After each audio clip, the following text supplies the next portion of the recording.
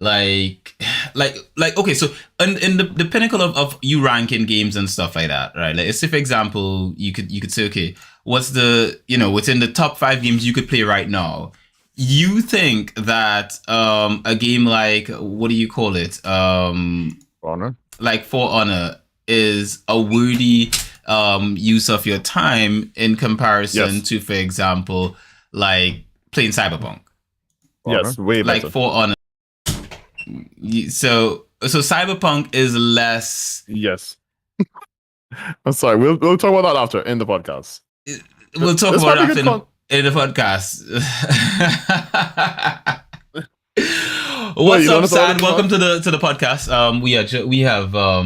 We have been chatting. This guy is crazy. I don't even know why he turns up with his crazy talk. Welcome to the podcast again. Oh my god. Why you Yeah. just started without me? You know what's the weird thing though? I started without you. We were live for like a little bit, and then I think I accidentally started on one of my other channels by accident, and then got it up on this channel, the right place it was supposed to be after, in hindsight, 2020. So yeah, 2077. 2077. Yeah. Hindsight 2077. That should be the title So of this podcast. sorry. that should be the title of this podcast. Hindsight 2077. 2077. Have you shared the link yet? I did, yes, I did. Look at you doing stuff and things like that, being a whole person, all that kind of good Being stuff. a whole person. Yeah, because you're technically like not a whole person, because you play trash games like For Honor. Whoa. Yeah, I went there. Yeah. All right. Okay, guys, but we welcome still cool. back. This man, our wonderful, awesome, and very husbandish Of host dreams. of dreams. Hello, everyone. Welcome. Welcome to the innocent podcast, as we like to call it around here, because The innocent me podcast. and me and the boys, we all voyagins, as I like to say. I don't know if we're allowed to Voyagins. I like that use word. that word, but yeah, it's me. It's your boy, Rare, and Mr. Otaku lover himself. I'm not an otaku lover. I don't think You're I not am. an otaku lover? No, I like to think that I am the anti-otaku in a sense. Like I'm not against otakus, but I like to feel like I'm not very otaku myself. If you know what I mean. But you can still be an otaku lover and not be very otaku. I think the better would be appreciator. Is the better otaku appreciator? Yeah, I appreciate otakus. I wouldn't call myself an otaku, or I wouldn't say that I love otakus either. I would say I appreciate otakus for what they are. Right. Okay. So for the splendor. So yes, he just likes anime for the cheeks, just like the rest of us. I do like anime for the cheeks. That is true. I would like to think, to a certain extent, in some ways, I have trash taste in anime. Like, I think, there's always some people who essentially they watch anime and they've got like all these refined reasons why they like their anime, and they've got, they could give you like an essay on why, sort of like eccentric sort of like description as to why the anime they like is so splendid and all. I can't do that. For me, it's like there's cheeks. But there's cheeks. Okay. Yeah. I would also say I think that's something that we both have in common, and that probably like the listeners would understand that we love anime, and we can enjoy a good story. Yeah. Even I can enjoy a good story because I do play non-story driven games, but that's because I don't look for games to have story mostly. Yeah. Right. I'm looking for something else in my games, and because I can get stories where I feel like stories should be, which is anime and stuff, like movies and cinema and stuff.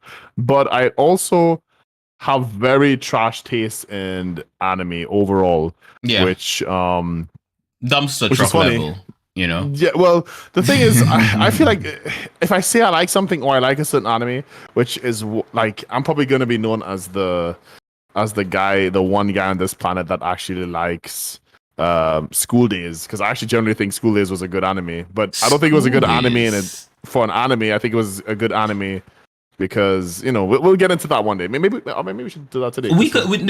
I mean, granted, we're talking about Cyberpunk. I haven't seen School Days. I haven't seen School Days. And you haven't seen School Days? Okay. No, so I haven't. I think I was recommended it by some people, but I never went and watched it because I heard some stuff. Those people who recommended it were trying to like make you mad that day. I'm pretty sure. They did tell me some stuff about it. Like I heard some things, and from what they told me, they recommended it because similar to you, they were like they like it, but this is kind of what you should expect. And I was like, there's no way I'm watching that. Like I was just like, I much rather watch like an Orange High School Who's Club or something else instead. And can I tell you? Can I tell you? Without spoiling it. Yeah. Why I like it? Because I can tell you that without spoiling it. Really easily. I mean, horny shit reasons. That's what I would assume.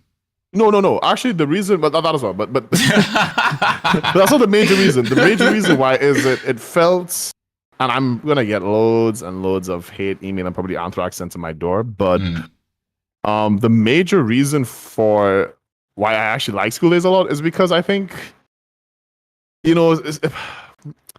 feels so different than other anime, and it feels realistic. It feels realistic. And someone in chat is going to say, because if I describe it, I will be spoiling it for you. But someone in chat or in the comment section or someone who's listening to this podcast right now probably going to be like, dude, what is realistic about that scene? They know what scene I'm thinking about. When I say that scene, they know. We all know which scene I'm talking about, except for you, Q, because you haven't seen it yet. Because I'm a man of culture, and right, and all that good stuff. But like they are gonna hate me for it, and I'm gonna say it's realistic, but it's also realistic because humans do stupid shit. Humans do so much stupid shit that we have stupid shit going on news every day. That's why we have the news. They should be called news. Watch all the stupid shit that goes on in this world. That's literally what news means if you Google it. Stupid shit. News is essentially just stupid shit. Yeah. And shit like that goes on. And actually, I know that it happens because I've seen it happen, not in real life, like face on, but I've seen it in the news, And but yeah, anyways, we will probably. I will probably. That's one of the things like about Cyberpunk that like because we're gonna discuss we're basically gonna spoil the ending and stuff like that. So those of you who haven't seen the ending, you probably you probably shouldn't listen to this. But those of you who have seen it so far, you should, because we're basically just gonna spoil the whole shit. But that being said, right? Let's get into this. Let's get into Cyberpunk. I have to say I found the main character David to do exactly what he said, some stupid shit, like because like when, for example, when it was leading up to Main getting killed and stuff like that, it's like David did some dumb shit. Like trying to fight with Main was some dumb shit. The fact that when he started to like lose control of himself, that he decided, okay, I'm just gonna keep going. And in a sense, like understanding the ending and stuff like that, I understand why he did what he did, because he's like, oh, I need to, for my waifu, I gotta make sure she gets to go to where she needs to go. But I feel like he could have gotten that money for her, right? Without having to, because I think like for her, despite the fact that was her dream to go to the moon, I think she wanted to be with him more than that. I feel like for her, like the two of them could have worked together towards that end goal, over time. And it's not like they were telling him to like get rid of all your metal or anything like that. It was like just slow down, bitch. Like take off some of it, and just pull, ease up on the brakes, which is the same thing that happened with Main. And the thing is, that's where I see some dumb shit, because he saw it happen with Main, and then he just went on the same bloody path. It was like really, dude? That's some dumb shit. Like, if I had to add on to that, I agree. Like, I do think David overall is a likable character, though. He's super likable. Like first episode, and then and we're gonna talk about, like, I'm actually trying to like see if we can break down parts. I mean, you're probably not gonna remember every episode and which episode, what scene happened in which episode, because we're both like boomers, right? So we have terrible memory and stuff. But we're both boomers.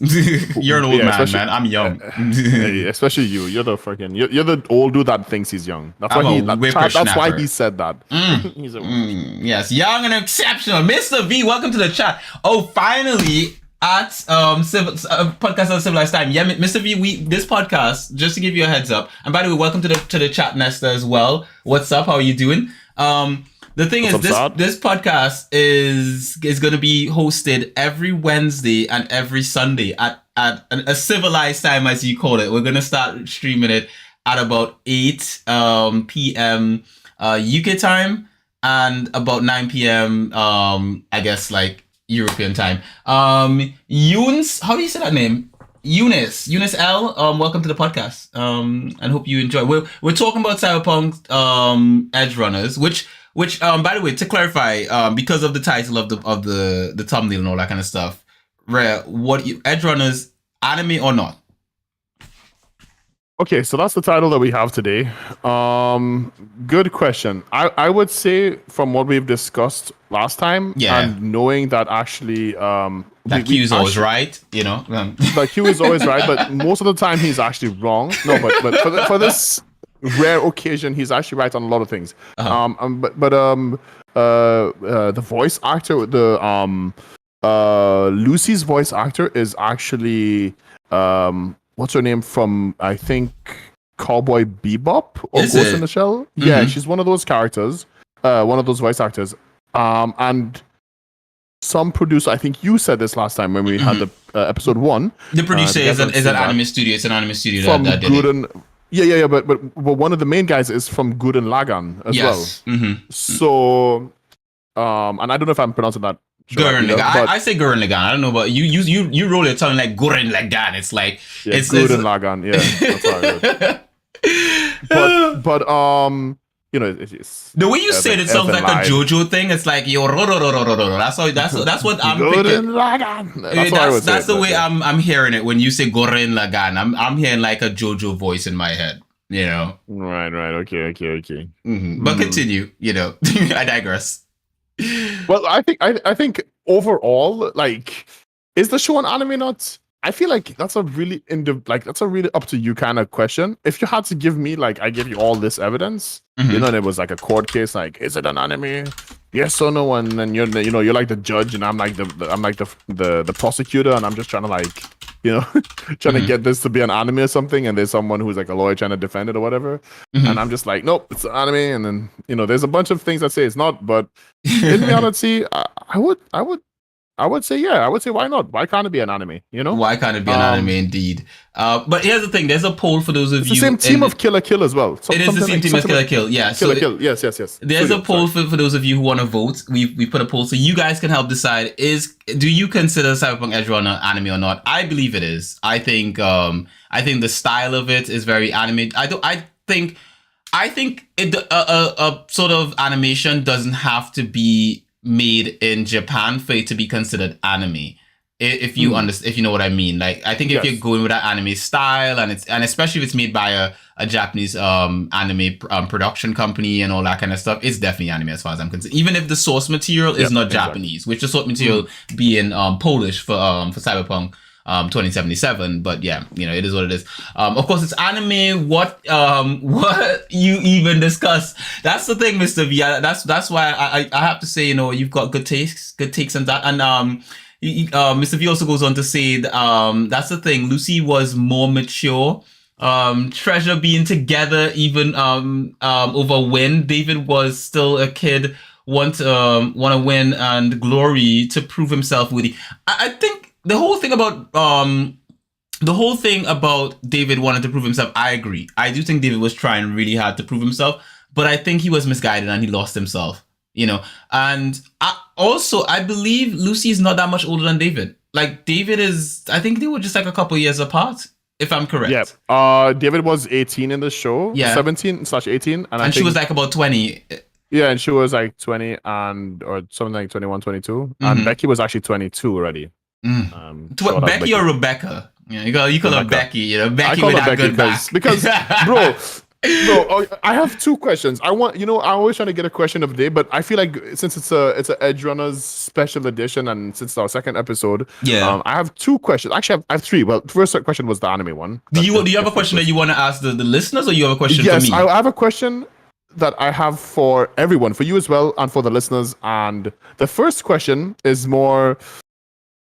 like a broad state that we can actually statistically say and define it, because there will be statistics about it. And that question is, and I don't want to start talking about it right away, but it's, would you think that more people have bought the game now? Hell yes. I don't even think we need to do a poll for that one. I think I 100% believe sales went up, because it's statistically proven. Like, there is a fact. It is a statistical fact that the sales of the game has gone up since the launch of the anime. So more people saw like the anime, and especially I think for people who watch the anime.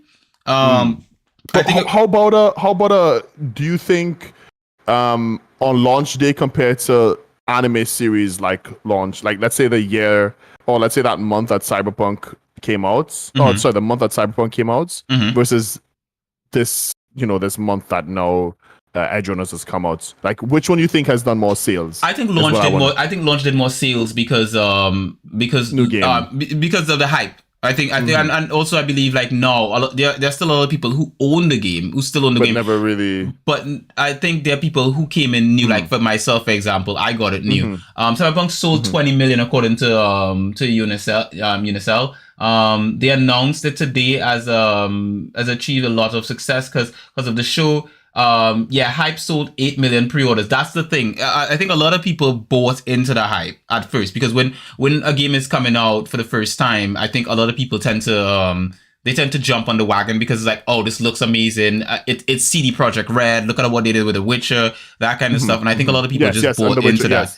Exactly. Because The Witcher was and still is the best-selling single-player game of all time. Yes, I wouldn't say that. RPG. I think you're misguided in that statement. I think The Witcher is one of the best. I wouldn't say it is the best. Like for me, I think what is the best single-player game of all time, set or otherwise, is an individual thing for each person. For you, it may be The Witcher. For me, it could be Mass Effect. But I'm not saying what it is for me, because I don't even like. You don't play single-player games. You're a crazy person, essentially, is what you're saying. Yes, and but statistically, I would like to know, what would be the best? What is the better game? What is the best game? What not really your own personal taste, but there needs to be a king. There is a king of there's a king of online games. There is a king of there's a king of MMOs like World of Warcraft. There is a king of MOBAs, which is League. And there is I guess the most popular online game is Minecraft, considered online. But there's no king of single player that is Cyberpunk. Cyberpunk is not the king of single player, is it? I never said that. I was saying that maybe Witcher is probably the most. Not even Witcher. I would probably say GTA. Someone actually put it in the chat as well. GTA 5 is like 160 minutes. I would actually put GTA, and that's despite the fact that I'm not a GTA fan. But I'd probably say GTA is the king of single player in that sense. Witcher is the best. No debate here from Miss AR? Yeah, Miss AR says, well, again, I think that Miss AR is a JoJo hater. Whoa. Okay, I'm not gonna lie. It's chat. I have been convinced by my close friend, a really long time old friend of mine, since JoJo came out to start watching it. Is that friend me? No, I've known it for years. Sadly, I don't have any friends anymore. But except me. I literally have to say, for me, JoJo is something I've been pushing off for years. I'm the most stubborn person, and probably Q would tell you that. And even when it comes to single player games, I will not budge. And I used to be open. I used to love RPGs, just like you. But now that MMORPGs exist and other games exist, I've just opened my broad. Like before, I used to just play Tekken and just play COD. And before that, I guess I was a Pokemon player. So my literal first game was like Tekken, and then my second game was like Pokemon Yellow on the Game Boy. Not even Game Boy Color. I got the Game Boy Color like the year after or whatever. Because it was when But and the second question of the day, the biggest question for those of you, and this is for those of you and a specific Cyberpunk only question. So today's question of the day, after you've watched Cyberpunk and you haven't watched it yet, and for some weird reason you're still in here and you're listening to our very mature manly voices, is mature manly voices. Who is the waifu of Cyberpunk Edgerunners. Oh, that is 100. I agree. I think that's the best best question there. Who is the best waifu? No, we can give you the other options, but I wanted to kind of mostly narrow it down to Becky or Rebecca and Lucy. Now, and I will start this discussion right now, right? Okay. I'm ready for what you have to say. I think I'm gonna make the poll right now. Go on. I'm making the poll now. You continue. Right? I'm a man of cheeks, right? Yeah. I'm a man of culture. I love thighs. We all know this. There's like the awkward feet guys that hide in the corner, and then there's like the main crowd, which is like the titty guys, and then the new like hype beast crowd, which is the booty guys, and then they have like the obvious like coochie guys crowd, which. Why the titty guys the main crowd though? Why would you say because I would titty say guys the are the main main crowd is the main guys because titties has always been the most talked about thing, like over all cultures over a certain amount of time. For example, and I'm not saying that I'm not uncultured because I know in Brazil, for example, small titties are king. And big booties are king. Like if you have top big tier. titties, like booty just outweighs everything else. Like you can have the worst face ever, and if you have a big ass, you're just GG. Like you just won the lotto. Is that why your missus is I shouldn't say that. I should ask is this how you picked your missus? Because your missus is Brazilian. So did you pick her because of like you were in Brazil, when in Brazil do as the Brazilians do, and you were like, look, it's all about booty, Very personal question. I don't think my missus has that big of a booty, but I don't know. I'm asking you about like based on what you're saying, because you're basically telling me something that I did not know. I did not know that in Brazil that it was all about cheeks. Oh yeah. It's definitely about cheeks there. But my missus has nice long legs and. So your long leg guys. It's about the long legs and the thighs. No, I wouldn't say. Actually, I would prefer thicker, like way thicker thighs, like I like uncomfortably thick thighs, like where they just are you the kind of person that's just sitting next to her and like at the restaurant, and you're like, oh baby, I can't finish my food here, eat more, take it, you can have my food, let it all go to the thighs. I would love to say that I am, but being married, I'm the one that's always like trying to clean up the plates for everyone else because I hate listening to it, sadly. But I try to take it home if I could. If there's enough food to take home in the doggy bag, I would get the doggy bag. So you're the one with the thick thighs, is what you're saying basically. I am definitely team thick thighs.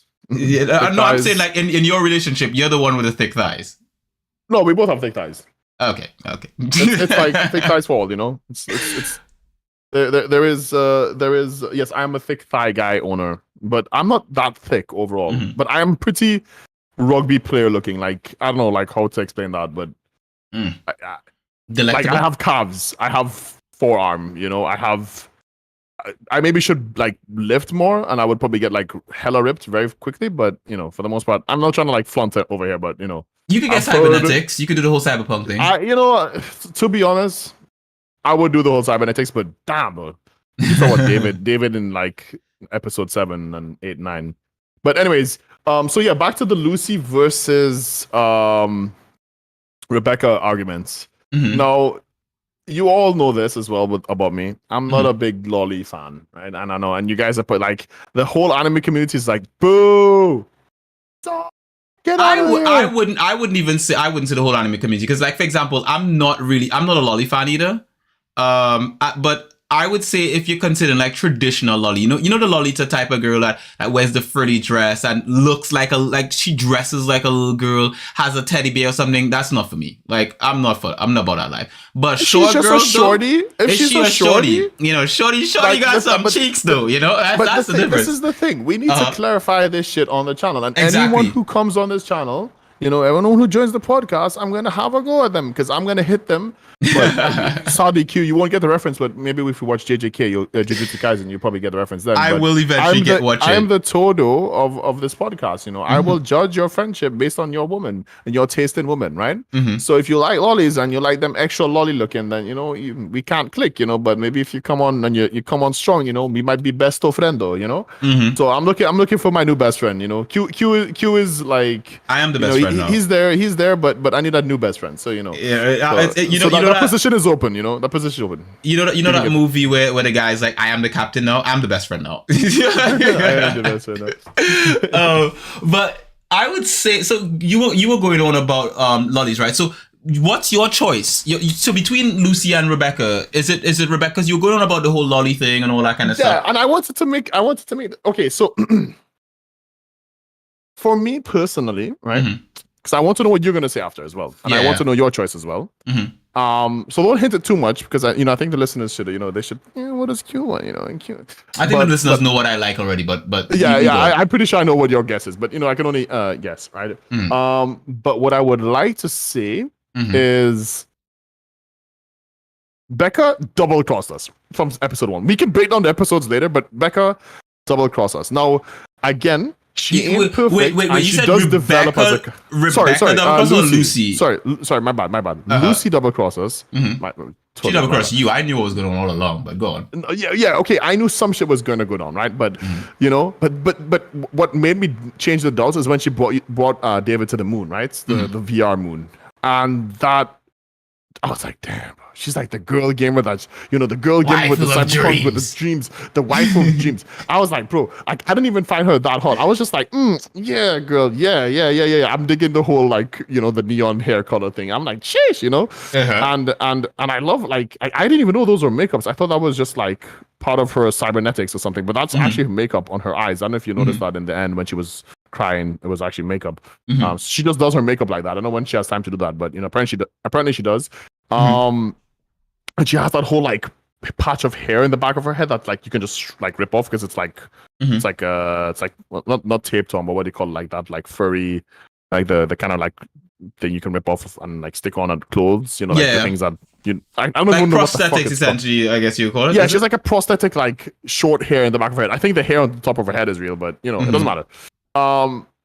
Anyway, so she betrays David, and then long story short, she kind of at the end of the show, the very last scene, that fucking hit me really hard, right? And she showed some character development, and I think she knew that they were hunting her, and I think all that other stuff. And I don't want to. Oh, you mean like when she was actually doing stuff to try to protect David, essentially, after she. Yeah. She was trying to stop the hacker. I did like the fact that she was doing stuff to protect David, but this is one of those things where I find like these characters do some dumb shit, like you're talking about at the beginning of the episode. Like the fact that they didn't say anything to each other, the lack of communication. If she had told David that, oi, these guys are after you and this is what I'm doing, and if David had told her, hey, you know what, I'm trying to save up money for us to both go to the moon, for you to go to the moon, I'm not really thinking about me, I think them actually communicating that shit with each other, shit would have worked out even better for them in the end. I think they might have communicated that, but the thing is, you notice that, and we're kind of getting sidetracked from the waifu specifically, but you notice that she was kind of like both of them were acting like they weren't seeing each other. Yeah. But they both knew that they were. I'm pretty sure they had, well, if they didn't, it's and I hate to say this, and I'm going to say this a lot, my defense for any character being stupid and making stupid decisions, which I don't think is true in this case, but it's terrible writing in terms of characters not interacting with each other. So we never get to see them talk about that, and the problem with that is we don't know if they never talked about it or if they talked about it but they just didn't care because the story needs to move on. So it's like, but the thing too as well is a real person, a logical person would just play safe, Yeah, but here's the thing though. Speaking of a real person, real people do dumb shit as well. Real people do a lot of dumb shit, and real people would make. You did say that first, which you are correct on. Real people do, but for me, as a person of watching a show, a person of logic, it's I'm watching. I'm like, this is dumb. Like just tell her, But looking at it from a more realistic perspective. I think the dumbest person probably would say that as well. Just tell her you love her. Just tell her you love her, man. Tell her you're doing this for her. You're doing it for the cheeks. You're doing it for the cheeks, But but then at the end of the day, it's it's not realistic, because if he was to being him his age and all that kind of stuff, it's the optimistic way to look at it, but it's not really how real people act, I guess, to a certain extent. And it frustrates me as a viewer watching a show and seeing the characters act in a way that I think is not logical. In my sense, I'm like, if I were there, I wouldn't do that. but it's not me. I'm not the character essentially. Yeah, Like, you have to but watch them do in the same way, like in real life, I may do some dumb shit, in my real life in specific ways that someone else may watch it. If there was a show on anime based on me, they might be like, "What the fuck are you doing, Q? This is some dumb shit, right?" But for me, it's like, no, it isn't. It's not dumb shit. I know what I'm doing. This is logical. So to a certain extent, yeah, I think the thing is, I think Mr. V says it perfectly in the chat, which is people don't talk with each other, and that is true. I think more so than anything else, communication is king. It is actually every friendship, relationship, parents. If you don't know how to communicate, you ain't gonna fix shit. That's just it. Shit just ain't gonna work out. Shit just ain't gonna work out. It ain't gonna work. Because I think that's what you need to work on communication. That's what all therapists and all them say whenever you go to a therapist. It's like, like you need to communicate. You need to talk about shit. But I think for people, it's so difficult to talk to each other because we come from different backgrounds. It's not only how you talk as well, but it's like you can't just talk. Right? You need to listen. You need to be able to understand. You need to be able to express yourself. You need to be able to say the right things, because you could say something and if I send you a message, oh, Q, fuck off, like you send me I don't know, you send me a GIF or something. You say Lucy better than Rebecca, and I tell you, oh, Q, fuck off, you know, and then you're like, whoa, okay, is he upset? But in real life, if I told you and I say, hey, man, fuck off, you know what I mean? Like just that word and that sentence and then that phrase can change from just over messages. Right, yeah, because like how you communicate something, whether it's in text and in verbally, can think like my brother and in person, over and in person as well. And in person, it changes completely because like your facial expression, the way in which you move your arms around, or your body eyebrows, language, the micro twitching in your the eye when you actually see that he's pissed off, and you just see that little twitch and just like RPGs are MMORPGs are stupid. And you just see like the side of my left eye just start twitching, and you're like, oh, yep, got him. That's a blood vessel that just bursts in his left eye. Yeah, right, he's going crazy right now. Yeah, he's mad. He's mad. And I think that's the thing. Like in real life, like, and this is where like the whole dumb shit thing comes in. Like my brother and I had a falling out about a month or two ago, and we didn't talk for like 2 months. Like we didn't talk to each other for like 2 months, which for me is rare. Like I like talking to my family, but the thing is, like the reason we didn't talk was because of a misunderstanding, and we just didn't talk to each other. And when we finally spoke to each other, you know what we said to each other? I wasn't talking to you because I thought you weren't talking to me, and he was like, I wasn't talking to you because I thought you weren't talking to me. And so it was like, wow. Dumb shit, Yep, so in a sense, it's like it's realistic in how the characters are written, like real people. But as a person watching the show, it's annoyed me. Like when I was watching, I was like, oh, just tell her. So yeah, that's the only thing I would say with regards to that. Here's the thing, though, right? I need you to bamf for me for a bit, right? You know what bamfing is, right? Essentially, no. I needed to just talk to just have a conversation, talk about, maybe bring up another topic that you want to discuss in the show. I need to do a quick bathroom break. I need to run to the loo real quick, like, because I've been drinking water, a lot of water before the podcast started, because I needed to drink. But the problem is it's starting to feel like it wants to come out of me. So I need to take a quick run and come back.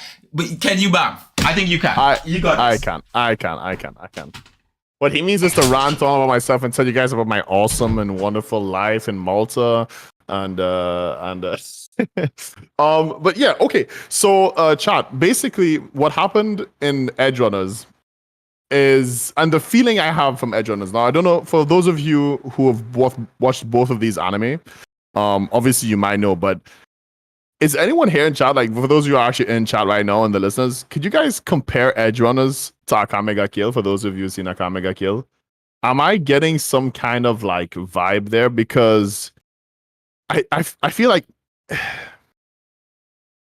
as a whole, as a studio, I don't know if it's the studio or how studios work, and they have certain protocols, they have certain ways they need to do stuff. Maybe the higher ups make the final decisions, and they don't they don't appeal, or like they don't allow certain behaviors to go on, or they push for certain behaviors from certain characters because they think, well, that's our style, that's our marketing product.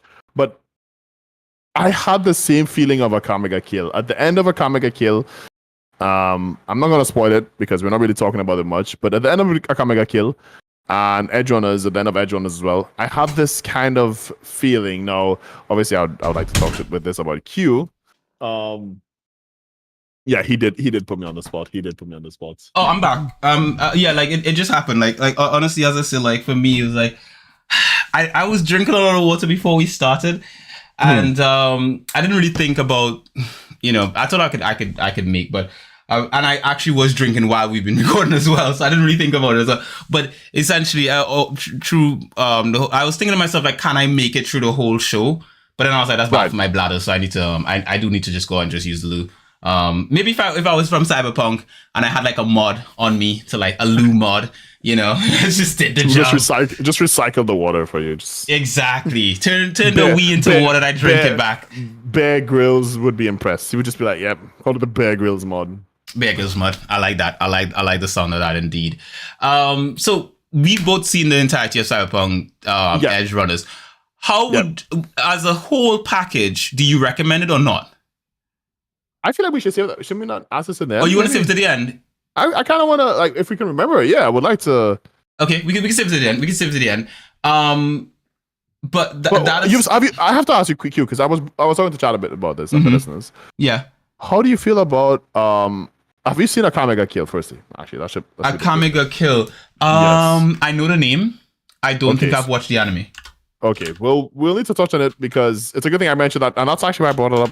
But you were not here because I wasn't too sure if you've seen it already, and it would be I didn't spoil it, So if you do re-listen to this, I definitely haven't seen it. It's on my watch list, like but I haven't seen it yet. It gave me the same feeling as Edgerunners gave me, but I can say that there's very many differences. But since you haven't seen it, I would like to say that Edgerunners overall feels, and this is something I find very unique with this. Maybe the studio and the art style and whatever, and Akame ga Kill as well. But they obviously the gore is there, right? Yeah. But they outdone themselves in the world of Cyberpunk. For I have never been a part of an anime. Well, there's very rare anime like Elfen Lied, I think, because it's my favorite, and even Mirai Nikki, because they're my favorite, and I feel very attached to the characters already. I feel like I know a lot about their life, and all that stuff. But Cyberpunk did an even better job than most of those, I call them the 10 episode animes, the 12 episode animes, where you feel super connected to the character and you feel bad for, like, if they have a bad outcome or if they have a good outcome, you feel super happy for them. And if the outcome is neutral or gray, then I don't know. You don't usually have a feeling for it. Usually, the bad outcomes are usually the ones that I remember. That's why Elfen Lied and Mirai Nikki are like the way they are. On my list, anyways. But on your list, anyway, exactly. Because it's definitely Elfen Lied is definitely not on my list. But go on. And by the way, welcome to the but to did the you podcast, even watch Karen. all of Elfen Lied? By the way, just really quick. I did watch all of Elfen Lied. Remember, as I told you the story I told you last week. On the last episode of the podcast, I was into this girl who had given me Elfen Lied. So me being a bloke with it's not like you didn't. It's not I didn't like it in a sense. So like, you did watch it, but you didn't like. Because she gave it to me. Because the thing is, the problem would have been, you like a girl, she gives you an anime to watch, you don't like the anime, and then you go back to her and she's like, "Hey, so how was the anime?" And you didn't watch the bloody thing. She probably wouldn't talk to you anymore. So for me, to that extent, I was like, okay, I'll watch this trash. Right? Watched it. Got to the end, and then when she did ask me if I watched it and what did I think, I lied, So I was like, oh yeah, it's brilliant. It's a good watch, When realistically speaking, I was watching Ege, and I was loving Ege more, But I did watch Elfen Lied. I just didn't like it that much. I felt it was too gory for me. Like, again, because of the fact, like, what I like watching, I like slice of life, and I think for me, what I took more so from Cyberpunk was the romance, was the slice of life, was the whole sort of like the relationship between Lucy and David, or with the will they won't they situation that started happening between him and Rebecca, because Rebecca Rebecca started to express her interest in him, at one point. Can I point out something? Also, Rebecca was always interested in David, even when we thought Lucy I think betrayed. the thing though is that like she only started to show her, like you started to see No, more no, of no, it. no. She was like, oh, little punk, but then she was like, damn. Like I'm pretty sure we'll get to the Rebecca part soon. But I just want to remind the thing I'm talking wait, about. one second. I just Go want to on. remind chat that yes, please guys, if there's a poll going on, Yeah, Rebecca vote in the versus poll. Rebecca, who is your favorite waifu? We only have it as two of the characters now. If you do like if you do like Kiwi, for example, then go die in a fire. You're a crazy person. I'm not gonna say go die in a fire, but you know, go die in a fire. I mean, I couldn't wife with Kiwi. Like from the minute I saw Kiwi with that open face thing, drama as well. I don't know if Kiwi's a grammar, but I think the thing is that like the whole open face thing with Kiwi, that didn't work for me, and I didn't really find like when they had her in Did the she ice. actually have an open face? I thought like yeah, there was her joy's gone, bro. Like literally, she's like because when main punched her in, that's like a style. That's like a style though, right? But she always had that. But she always had that mask on her face, no? She always has that mask, but I think when she takes off the mask, there's nothing there. I think it's just a gaping hole. I thought she had a mask, and then she I had thought lips she and shit underneath. No. I thought she had a face. I thought she had like some kind of cybernetics. I don't think it was like a big hole, but I thought that thingy when he punched her, he killed her, and I thought he like blasted her like jaw off. Her jaw was like that. She literally had like an open jaw, and she was just covering it up with that like sort of like faceplate thing in the front of it, I guess. At least that's because when I was watching the game as well, like footage of the game, you're seeing characters where they're doing work on their face, and you could see that same kind of jaw face thing going on where they're like doing stuff on it. So she literally just didn't have a jaw. Like her whole jaw was probably just taken out to do cybernetics on it, and she probably just rewired most of her face or whatever have you and so forth. And I think David agrees with you with the whole thing about that. Sorry, not David. Richard agrees with you that David is. Always interested. Rebecca was always interested in David, and I think the thing for me with also, Rebecca hi Richard, and also hi Kieran. Welcome to the stream. Karen podcast. Yeah, but the thing is that I think the thing with Rebecca, I felt like Rebecca started actually trying in her own way to make advances on David in her way, because she was like thinking like, oh wait, she was throwing that ass back, bro. It couldn't have been more obvious. I mean, come on, did you see? She was literally like, I mean, she pointed at the beginning, she pointed a gun at his head. Like, he came to her house and she was like, oh, what's up, punk? What you want? You know, stuck a gun to his... But that's how she is. That's why, you know, all right. So anyway, she's Sundari. That's the thing. She is Sundari, which obviously puts her in the top tier of waifus. I wouldn't say she's Sundari, but I wouldn't argue it. I wouldn't argue against it. I personally wouldn't label her as that. I label her soon. She definitely soon, and she's top tier. A Sundari waifu is basically a waifu who will pretend like she doesn't like you in some situations. Like, she'll be like physically aggressive with you and stuff like that, but deep down she's like, oh my god, I want him so bad, must have him. That's basically what she's like. I think she's just an aggressive person overall, because sundares are specific aggression to that person they like, you know. And I think she also shows some yandere traits, because she's like, you think she wants to beat his ass up? No, she wants to kill everyone that comes near him, you know? like every time they mention freaking Lucy, she's like, hate that she have that idea. But you know, in the end, she kind of like, you know, she was like, yeah, do everything for Lucy, yeah, lucky girl, you know? Shadi, she kind of just accepted that, you know what, like, he just fancies Lucy and she doesn't have a shot, which for me, I found David as an idiot. Like, honestly, I mean, if it were me, and this is, you know, because I didn't answer the question in the poll, if it were me, I was team Rebecca. Like, at that point in time, like, at the beginning, like you, I was like team Lucy at the beginning. I was like, you know, oh, she nice on the moon and all that kind of stuff. Yeah. But I think as the series went on, as I quickly shifted to team Rebecca easily, because I was like, I felt like I started to, and it's the thing about me, like, I like Sundari waifus. So, like, seeing that whole vibe about her and all that kind of stuff, seeing those sort of traits in her, I just started to resonate more with her. And I did also like like Richard put in the chat, I did also like the fact that she is ride or die. Like, she was down. Rebecca, she was down to go with him through thick and thin. And even when everyone would, I guess people would have probably just left in certain situations, she was there. She was like, I'm with you. Look, listen, the thing is, she was there. She put the injections into his body. She helped Yep. him make, or she like made sure he was there. She helped him put she helped him put in. She warned him about the suits. She said she would have to beat his ass. She gave me some Naruto vibes. She's like, I will beat your ass up before you go into that suit. You know, she's like, there's the only way. If you don't listen, you'll feel. You know, she hit you with the whole TNT, Trinidad and Tobago vibes. And look, again, throughout the show, she definitely showed feelings. She definitely showed. For me, she showed feelings. Yeah, okay, she didn't really like a little punk, came in, but she definitely showed feelings like early on as well. The thing is, I just couldn't. I couldn't after the first betrayal. I never saw Lucy the same way, and which is funny because Lucy's also the name of the character in Elfen Lied, by the way, or Elfen Lied. The new girl, her like alter ego, the real ego of her is actually called Lucy, which is very funny. But either way, so technically I already have a Lucy as a waifu, so I can't have two Lucys. Hey Lucy, which one? Shit. I don't want to be in that situation. If I was ever to have two waifus, I wouldn't want to be both of them being called Lucy. That being said, though, I have to say with Rebecca, she. Like in the first few episodes, the thing is, she hits me with a Jinx feeling. I don't think Jinx is specifically very attractive. Yeah, Jinx is from League of Legends or Arcane. No, Jinx from Arcane. No, not from Pokemon.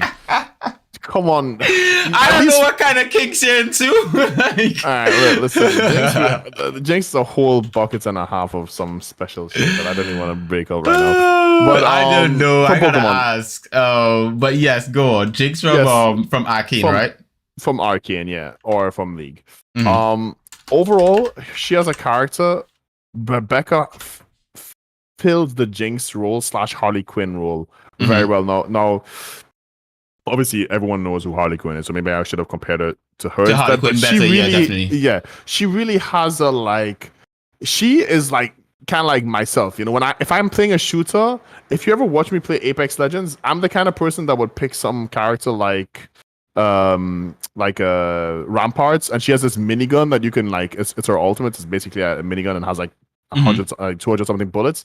And I can just let loose without worrying about the rest of my bullets and my other guns because it comes with its own set of bullets. Yeah. And when I get to play her and I get my ulti and I'm in the right situation, I think nothing tops just mowing people down. And the best part is it's not like a horde of zombies or something. It's players. And if I'm in the right position and I can actually get, 1 or 2 kills, I would be so happy because it does so much damage. And she, as in Rebecca, she's like that. She will just blast you, and if you're dead, she's still gonna blast you. She's gonna keep going. She just doesn't care. Yeah, and I love that about her. Now the whole lolly thing, yeah.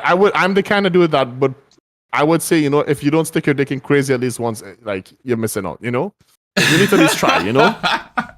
Because sometimes crazy bites, and sometimes crazy doesn't bite. She definitely bites. She will definitely bite you.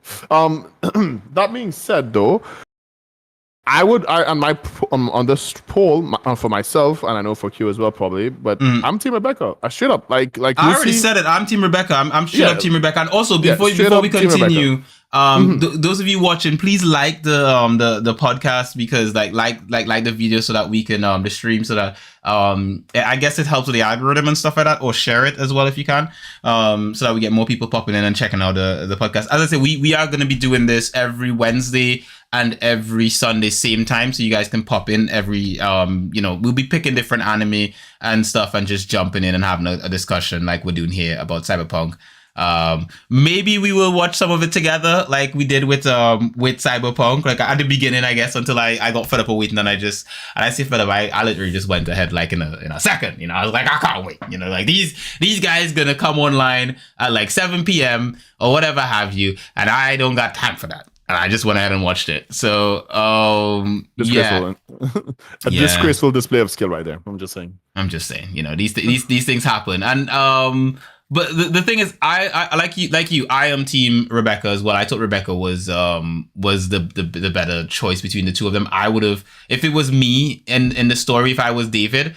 I think about the time when Lucy I guess I probably would have still fancied Lucy for a good portion of the show, but I think once there started to become communication issues and all that kind of stuff, where they're not talking to each other and all this sort of stuff, I think at that point in time I'd have probably slid into Rebecca's DMs. I'd be like, Rebecca, what's up, girl? How you doing? Because Rebecca, throughout, like you said, Rebecca's been ride or die. Like she was dedicated. She was there with your boy constantly, just like she was in the trenches. Whereas, and not that Lucy didn't, because at the beginning she did do that whole thing. Yeah. Granted, she didn't know him, so I don't even hold that too much against her per se. Like Kiwi said, you don't trust no bitch, basically. Trust nobody, exactly. You can't trust anybody in thing. But after that point in time, when she did actually start to get to know him and actually start to grow feelings for him and stuff, she did stick to him. She did dedicate herself to him. The problem I felt she had was she didn't communicate that to him properly. Because despite the fact that she was there and they were sleeping together and did you think she actually? I felt like because remember she was the one the minute when she saw the thing that people were after David. It freaked her out, and she basically went on her own sort of rampage to sort of protect him, but not tell him that she's doing it. So because she was doing that, I felt like, she cares about him a lot because she's doing that to protect him. In the same way, he was doing what he was doing because he wanted to give her what she wanted, but he wasn't communicating that with her. So she knew nothing about, and that obviously meant it strained their relationship, and eventually they just split apart. Eventually, at one point, they said, let's break up. But I think that all of the things that happened that led up to the end was because of that lack of communication between the two of them. I feel like the end could have been avoided, or it could have been altered in different ways had they actually communicated with each other. And for that reason, right, I can't actually fault Lucy too much. And I do like Lucy as a character. And why she is likable. She is likable. She is why the thing is, he's not just head over. The thing what I like about the show is that they have this short amount of time, and if you guys think about it, it's only what is it, 22 minutes or something per episode. Is that or whatever? The episode length? Is it 20? Yeah, like actual show, not inclling the intro and outro and stuff like that. Okay. Yeah. So David got hooked. Continue. But the thing is, he isn't like Richard is saying in chat.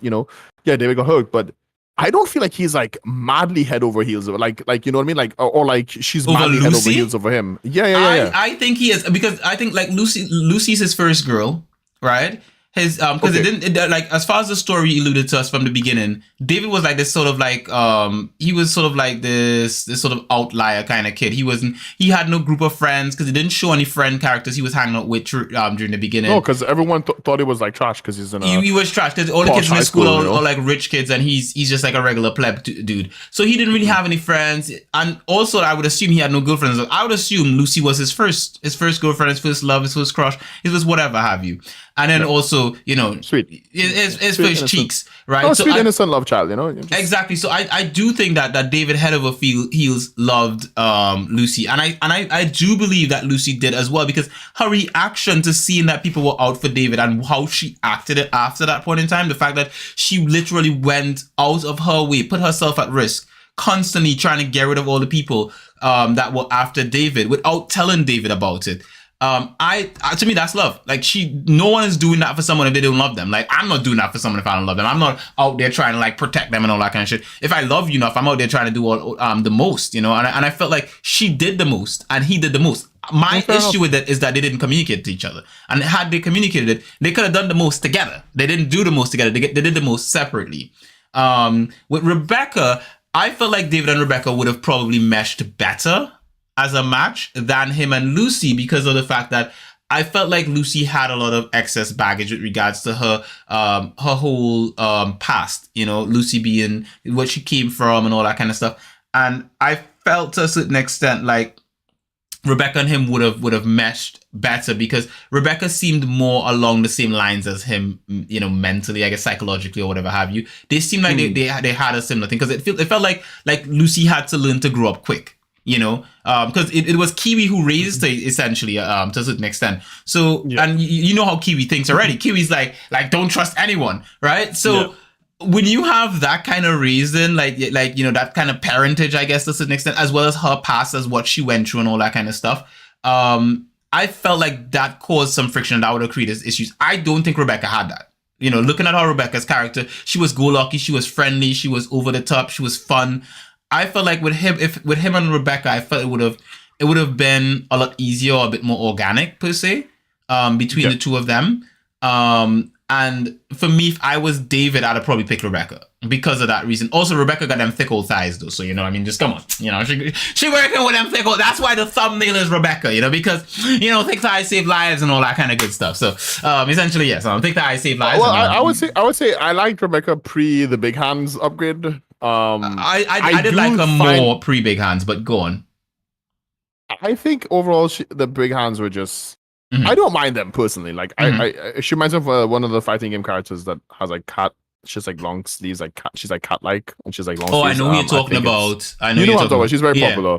Mm-hmm. And somebody's listeners are like, "Oh my god, you're so uncultured. You don't know who this character is." Isn't it like Dark? Isn't that character Felicia from Darksiders? Isn't that her name? Felicia from Darksiders. Is that who you're talking about? Maybe I'm not too sure. Or is it from that girl from Guilty Gear? I think it's from maybe Guilty Gear, or it's some anime fighting game with like 2D graphics. Or is it Blaze Blue? Blaze Blue, maybe. But either way, I love Becca's thighs. I don't like that she's a lolly, but like if my first impressions why you keep saying she's not a lolly? Because my first impressions is that she's a lolly. But now that I like rethink it, and then I'm like, okay, well, you know, she's 22, you know, I like she's a grown-ass woman. She doesn't. The thing is, I think what makes a character a lolly. I think what makes a character a lolly is if they dress like a young child. She definitely never dressed like a young child. But she does act kind of immature. The immaturity is beyond the point. You know, a lot of people are immature no matter their age. I'm saying, but she doesn't. It's not act immature, and just for me, like you can defend it as much as you want. It ain't gonna change my opinion on it. You know, like no, but I think factually speaking, it's wrong though. Like she's not a lolly. Like the whole like if you I'm pretty sure if you Google like what a lolly character is, she doesn't fit the bill. You know, like maybe that should be the real question of the day then. Yeah, is Rebecca a lolly? Is Becca a lolly? We could put that in the chat. Let's put it up. I mean, granted, so far Rebecca has won the poll so far, so I think we can end this poll and put another poll up. Is Rebecca a lolly? Oh, okay. I was gonna say you could leave it, but can we have two polls? I don't think you can have two polls. Can you? Sheesh. I thought Jim's Rebecca won. Damn, bro. Let me see. Is Rebecca a lolly? Is it LOLLI? I think is that how it's spelled lolly? Let's go. LOLI. I think it's. Is it? You think so? Pretty sure. LOLI. Okay. I will go with that. So is Rebecca a lolly? Yes or no? Give me your answers. Give us your answers. Do you think our girl Becca be that lolly? Right? We already, for the most part, everyone's voted. Most of you, I guess, or if not all of you, have voted, and Becca won the poll. You know, she top tier wife with 66% of the votes. Yes, sir. But is she lolly? I say no. I say Rebecca isn't a lolly character. I think she's got that short girl, you know, that shorty vibe, you know, she's short, she's cute. But I think to be a lolly, you gotta. She could definitely be a shorty. She is a shorty. She's definitely a shorty because you can't be a lolly and not be a shorty, you know. Right. In my opinion. Right. That's the biggest like criteria of being a lolly. It's like being short and being, you know, like girly looking. Like she has the pigtails. Lollies have pigtails. Most of them do. Not all of them, but pigtails are definitely more. Pigtails is more of a sundere trait, though. Like when you think pigtails is more of a little girl trait, which is what lollies are. I wouldn't say so. If you ever check out like tsundere characters, almost every I'm not saying all, but almost every tsundere character has pigtails. It's like a tsundere trait thing, you know. Do you know who Gasai is from Ryaniki? She has pink hair. She has like quadra braids. Would you say she has pigtails? Because she's tall, she's not a lolly, but she's a tsundere. You know, and you can be a tsundere and still be a lolly. So it doesn't like take away from the fact that lollies still are short and tend to have. I understand. You could be stylish looking hair. Like it doesn't have to be specifically pigtails, but it doesn't have the mature woman hair. You know, most, if not almost all lollies don't have mature woman hair. You know, they might have one or two. You know. But for the most part, they tend to have, you know, short pigtaily hair. I'm just saying, like she has that as well. That's just a trait that she has. That's, you know, It's like someone who has their hair and you know, I think she even has like those little like things that keep your hair up, you know, the like woogies or whatever. She even has that, right? Like as well. And yeah, sure, she drinks and she, you know, she's like out and chilling with like bikers and punk, you know, like cyberpunks and you know, they're all like heavy and stuff, and she goes to clubs and stuff.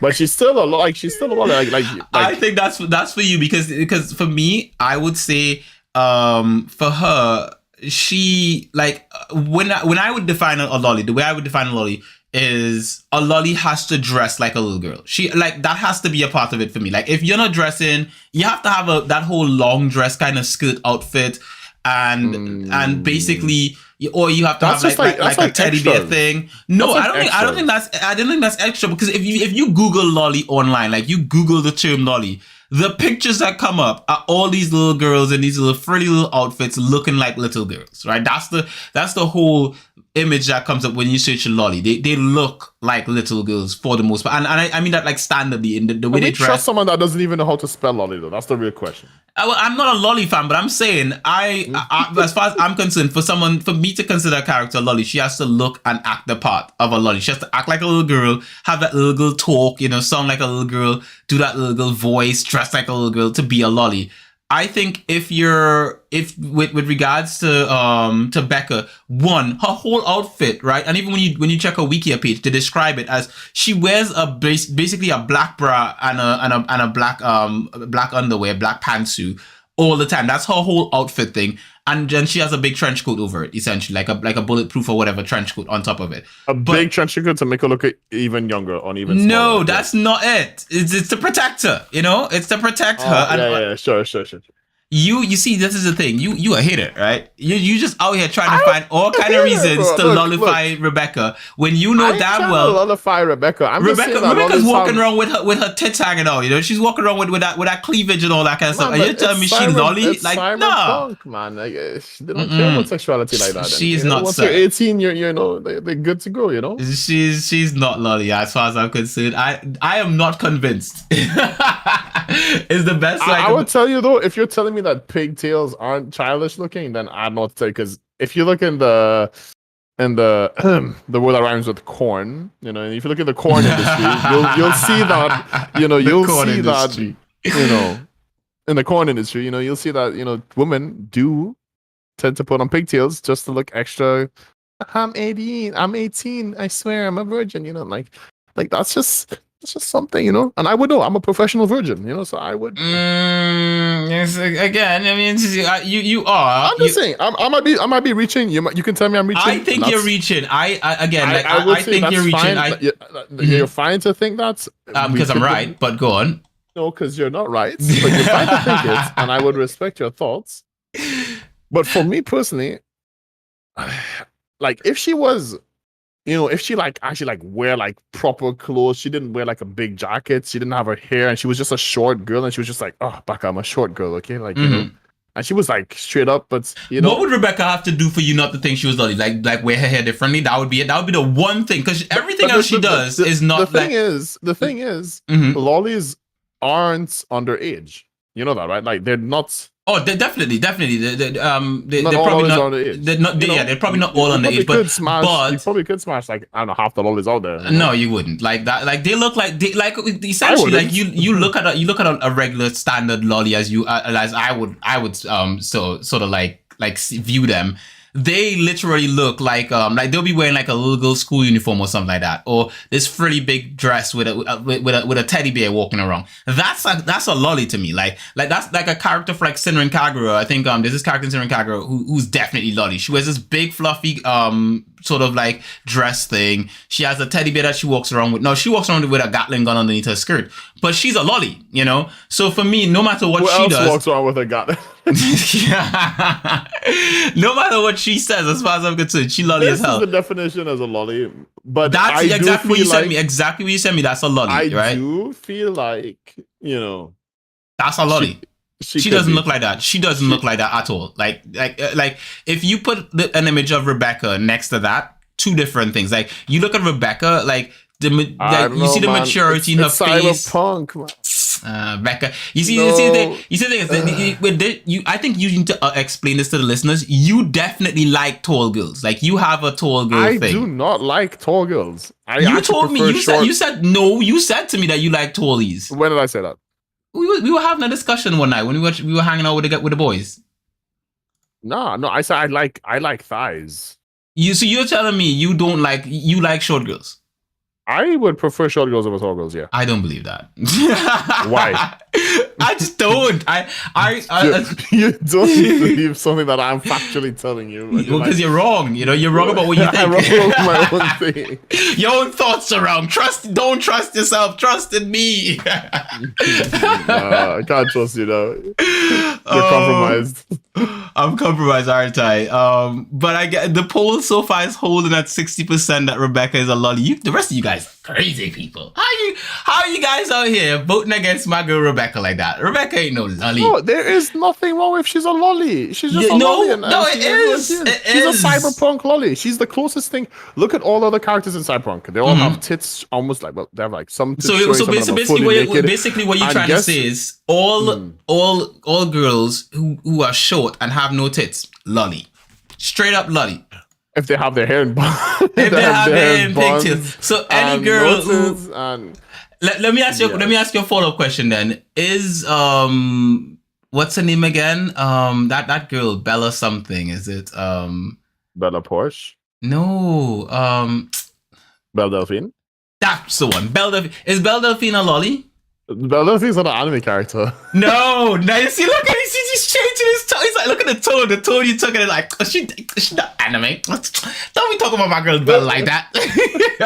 So we don't talk about Belle Delphine in this stream. So at the end of the day, if Becca is lolly, Belle Delphine is lolly too. That's as far as I'm gonna put it there. If you can see Becca and think lolly, look for me, lollies. If you want to take a real life lolly, like there's still Belle Delphine wears the whole pigtails, and yes, she don't got a lot of chesticles and stuff like that. So essentially, she lolly then, as far as you're concerned.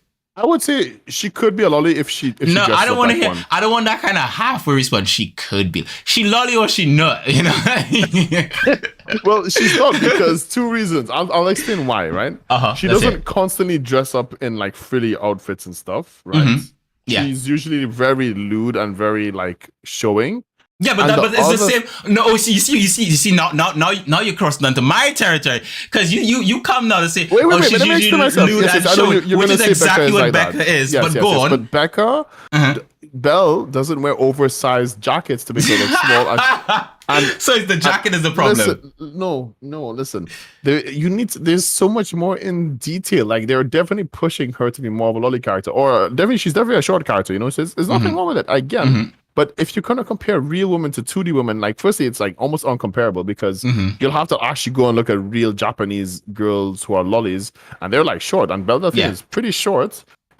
But I would say she is both a lolly and not a lolly because Belle Delphine isn't Japanese, and so they have to be Japanese to be a lolly. No, yes, I would. You are finding so many scapegoats to escape this the choice to just make Belle Delphine fit into your perfect little wonderland of not a lolly. You're like, well, she's not this. She's not that. Okay, listen. We'll debate on that stuff later.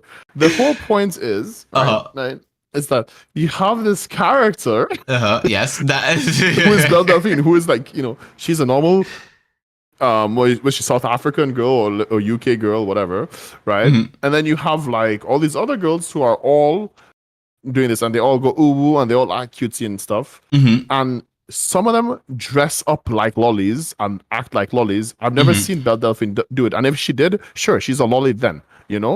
I've personally never seen it. I'm not into like the big Belle Delphine archives and stuff. To OnlyFans, I swear, promise. #cross I don't believe you, my heart but go on. To die, stick a needle through my eye. I swear on my daughter's life. Okay.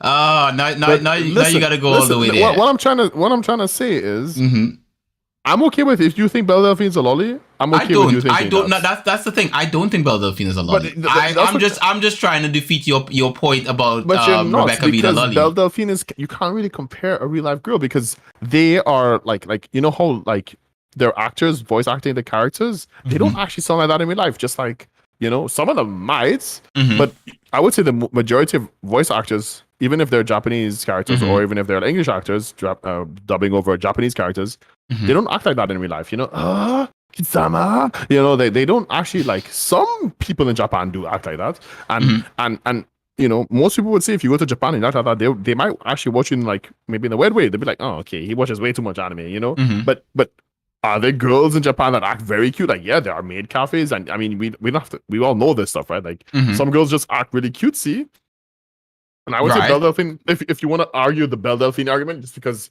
I feel like you're trying to hit home on the Belle Delphine thing. I just like being right, That's it. Yeah, but the thing is, you're very wrong here. But no, I'm not. But go on. The thing is that yes, Rebecca. If I will argue the points for Rebecca, right, instead of Belle Delphine, because you can have her, like, dress up and all that other stuff. But if you have Rebecca, right, you give her frilly dress. Does she become a lolly or not? If you give her the free, she's a lolly.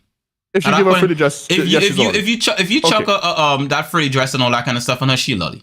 As far as I'm concerned. If you give frilly dress to David, at that point in time, if she's wearing that whole is Lucy also a lolly? If you give it to Lucy, the same frilly dress? If you give the same frilly dress to Lucy and she got pigtails, no, I think you got to be a shorty to be a lolly. Like, you got to be a shorty first. Damn. There you go. If you but the thing is, you got to be a shorty first. I'm not saying I'm right. I'm just saying, like, damn. Okay, so we at least establish where a lolly is drawn, right? Yeah, you have to be a shorty who dresses like a little girl. As soon as you put on a frilly dress and you're small, you're just default lolly. No, well, you have to. Once you're a shorty who dresses like a little girl, you're a lolly at that point in time. And you don't think wearing a big oversized jacket to make you look even smaller? No. I don't. I think based on, because when you consider it again, like for Cyberpunk, a lot of the other characters dress. You have to realize in their universe, there's no, like, I mean, they might have some frilly dresses, but I'm pretty sure everything is, like, I'm sure futuristic looking. Everything is futuristic looking. Look at all the jackets. No one is really like. And she got a jacket too. You think Becca, like, the way Becca's jacket is the equivalent of a frilly dress for Cyberpunk characters. So yeah, and that's my basis on it. That's I'm not saying. If you look at her jacket from the beginning of the series, right? Because it seems to get bigger as the series goes on because of the gloves and stuff like that. But if you look at her jacket at the beginning, it more, for the most part, fits her up to her waist. Like literally, it's like a short dress essentially. So her legs are all out, them thick old thighs and all that kind of good stuff. And essentially, and she shows cleavage at the top. That's not lolly attire, as far as I'm concerned. That's just not lolly attire. Honestly, okay. Either way, you don't think she's lolly? I think she's lolly, and I think we should just jump into that because we're.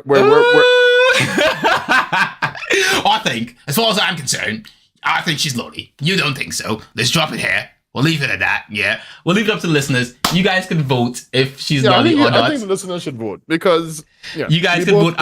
We both strongly have opinions on it, which I think is great. I think it's fun. The thing is, I love a good debate. I think at the end of the day, a good debate is always fun. I like the splendor of a debate.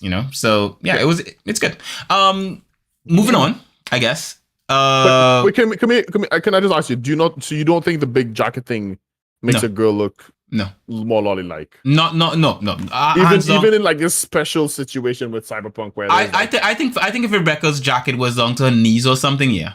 But her jacket is literally by her thighs. It's literally like if she just raised her hand slightly, you see her pantsuit. So as far as I'm concerned, not lolly. And with the whole cleavage. Showing pantsuit and being naked and showing like small tits has nothing to do with not being a lolly. No, lollies do show those things. Do they? I don't actually watch lollies, so I wouldn't know these things. I mean, so now you admit that you're a Lolita fan because you talk about these things. They show these things. I know. I'm an expert. Listen. If you watch any anime, there's always like one character who's kind of like pushing lolly, status. My brain, blacks them out. For the most part, they're still gonna show pants, so they're still gonna, whatever. That's just the fan service. They fan service Becca all the time. She has booty shorts. She has, she basically has a panty on like half the time. It is panty. I when you check her Wikia page, it literally said her standard outfit is a black panty and a black bra. That's her standard outfit, and she wears that jacket as like, I guess, body armor or something like that. But standard, I think that's what her Wikia page is, which you can check her Wikia page for pretty much all the and I would recommend, if you guys want to like find out more about the characters and stuff, check out the Cyberpunk Wikia. It's pretty well detailed, and it covers a lot of stuff about the characters and all that kind of stuff, which I like, because a lot of times when I watch a show, sometimes you miss specific details, and sometimes I just want to get a little bit more backstory about characters as to who they are and why they are and all that kind of stuff. And they do cover quite a lot of stuff about the characters, like Rebecca and stuff like that. And also, it's 60-40 to Lolly for Rebecca, just so you know. I know it's 60-40 for Lolly Rebecca, which means the chat agrees with you. Which again, is fine. You know, I am disappointed in the chat, I'm disappointed in the chat, but you know, at the end of the day, you know, I believe in democracy, so you know, you guys are all wrong together. So let's talk about the worst part about Rebecca, which is how they killed her off. Yeah, man, that was some BS, topic. Man. That was some BS. That was some BS. Can we talk about Adam? He's a character from the Adam game, Smasher? actually. I heard that. Mm-hmm. You won't know this reference, and I'm actually surprised he wasn't in Arcane, but he looks like a Kembaran called Urgots, which is a guy who injects himself with if you haven't seen Arcane, but he injects himself with a bunch of drugs, and he like kills other high society characters. Like this is not lore. I'm not spoiling the Arcane for you. That season, that episode, those episodes specifically, because he's not even in the show, but maybe in a future episode he would be there. So it's kind of spoiling, but we all know this, and you would still be able to enjoy the show. But that being said, he looks a lot like Adam. I forgot his name. You'll have to correct me on the names here, but Adam Smash, or his name's Adam Smasher, like Adam Smasher. Yes, Adam Smasher. I think is his name. Yeah. And this is a weird name, it reminds of Randy Savage or something, but he is very busted in terms of like what he could do. Yeah, and we'll talk about David's demise as well. But Becca's going out, the way she went out, for me personally, felt not the worst, because that's probably how I would die. If I was like a character in a show, I would probably want to go like that. If I got to control Rebecca's fate, you know. Yeah, and I had to die somehow, I would probably yell the same thing she yelled, which is "fuck off, we're having a moment here." You know. So for me, it could have been worse. She could have just, you know, she could have gotten shot, or some stupid, you know, like her brother guy just died, just like some rando character. She died by Adam, you know. She died by the same person that did. Like they had to send the best of the best to kill her off. With all those people blasting her behind the car, you know, she just sat there and laughed her ass off. You know, she already saved David once, you know. Yeah. So, you know, like she is definitely.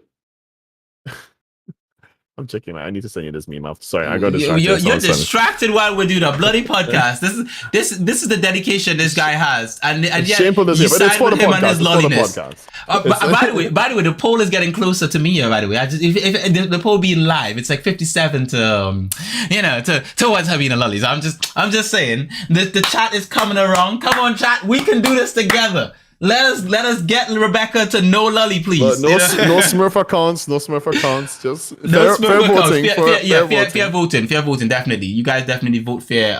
Get some more people in what here. I would love to know. Let's do this together. Yes, exactly. Is Becca a lolly or not? But on the other topic, it doesn't really matter. That's what I mean.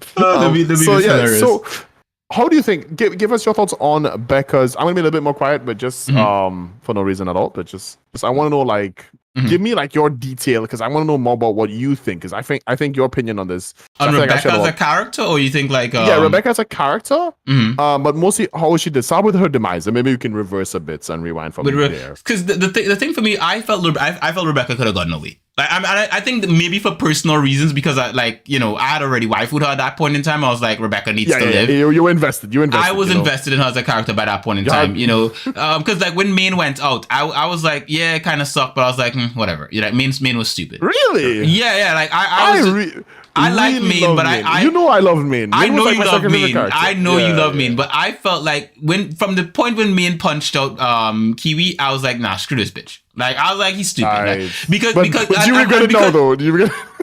Pardon me? Do you regret him punching Kiwi now after what she did? I mean, No, If she wasn't dead, no, if he didn't kill her, technically they would have never gotten betrayed. but the thing is that I think Kiwi acted Kiwi acted in self-preservation in a sense, because in a way they all came from that kind of background. It was like we are not like we all trying to survive it. You put a bunch of crabs in a barrel, they're gonna pull you. I don't think there was a family vibe between all of them. I felt the most family vibe since Fast and Furious 7, bro.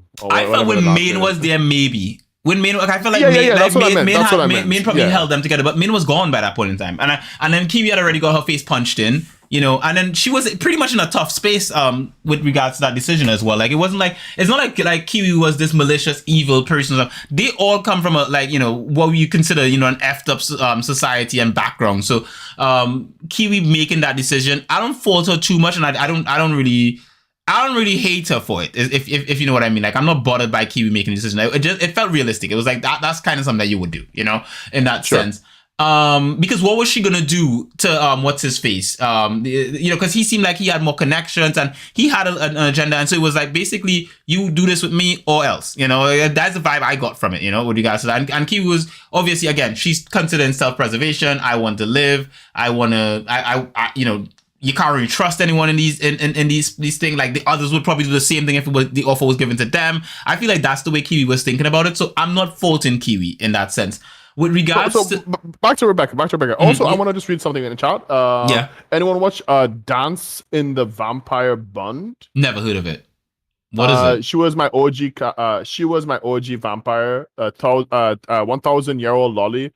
Yet, character similar to Rebecca, dressed like a noble, and even transformed into a MILF. Wait, she had kids? She was a lolly that could transform into a MILF?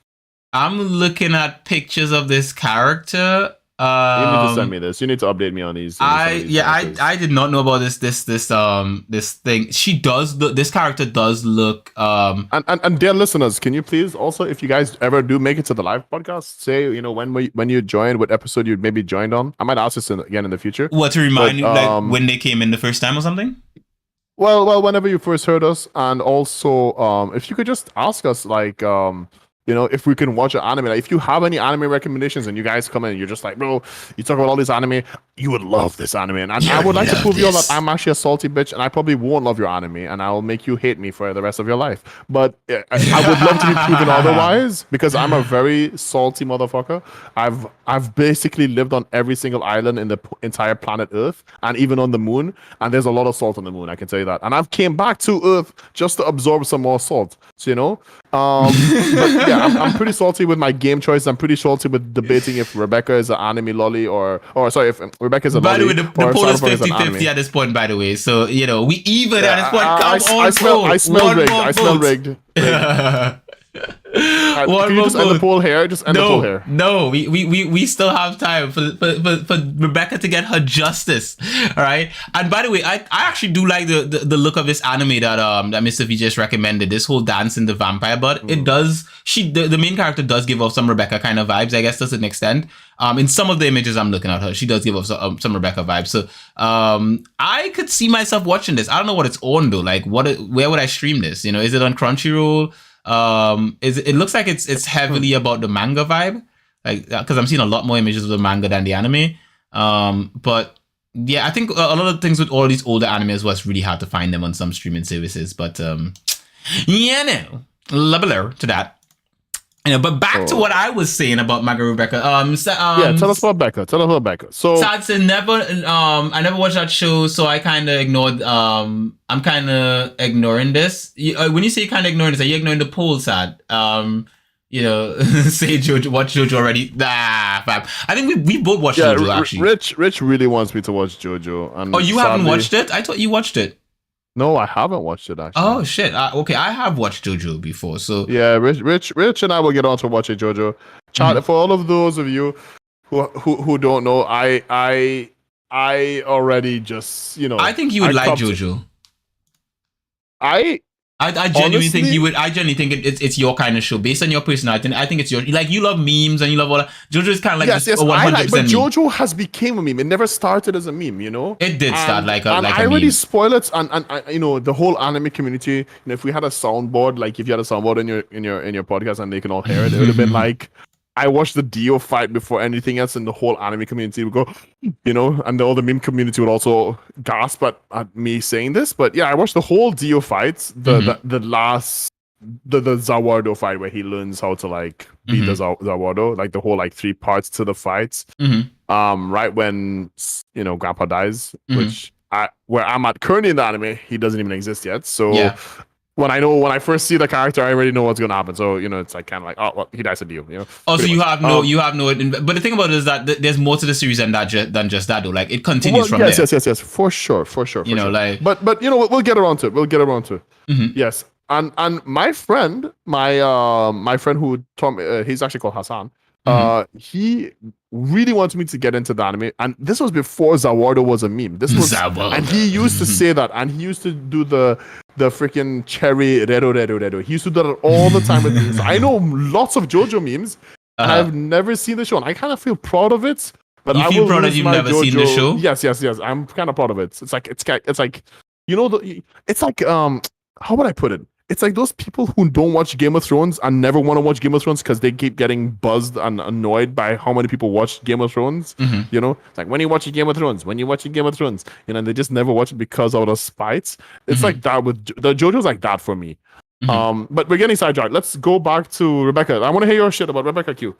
Yeah. I don't know if you have anything else, but I do have more to say. I mean, to be quite frank, I mean, I was talking about getting to my point with Rebecca, but you cut me off to say something else about Zavalda.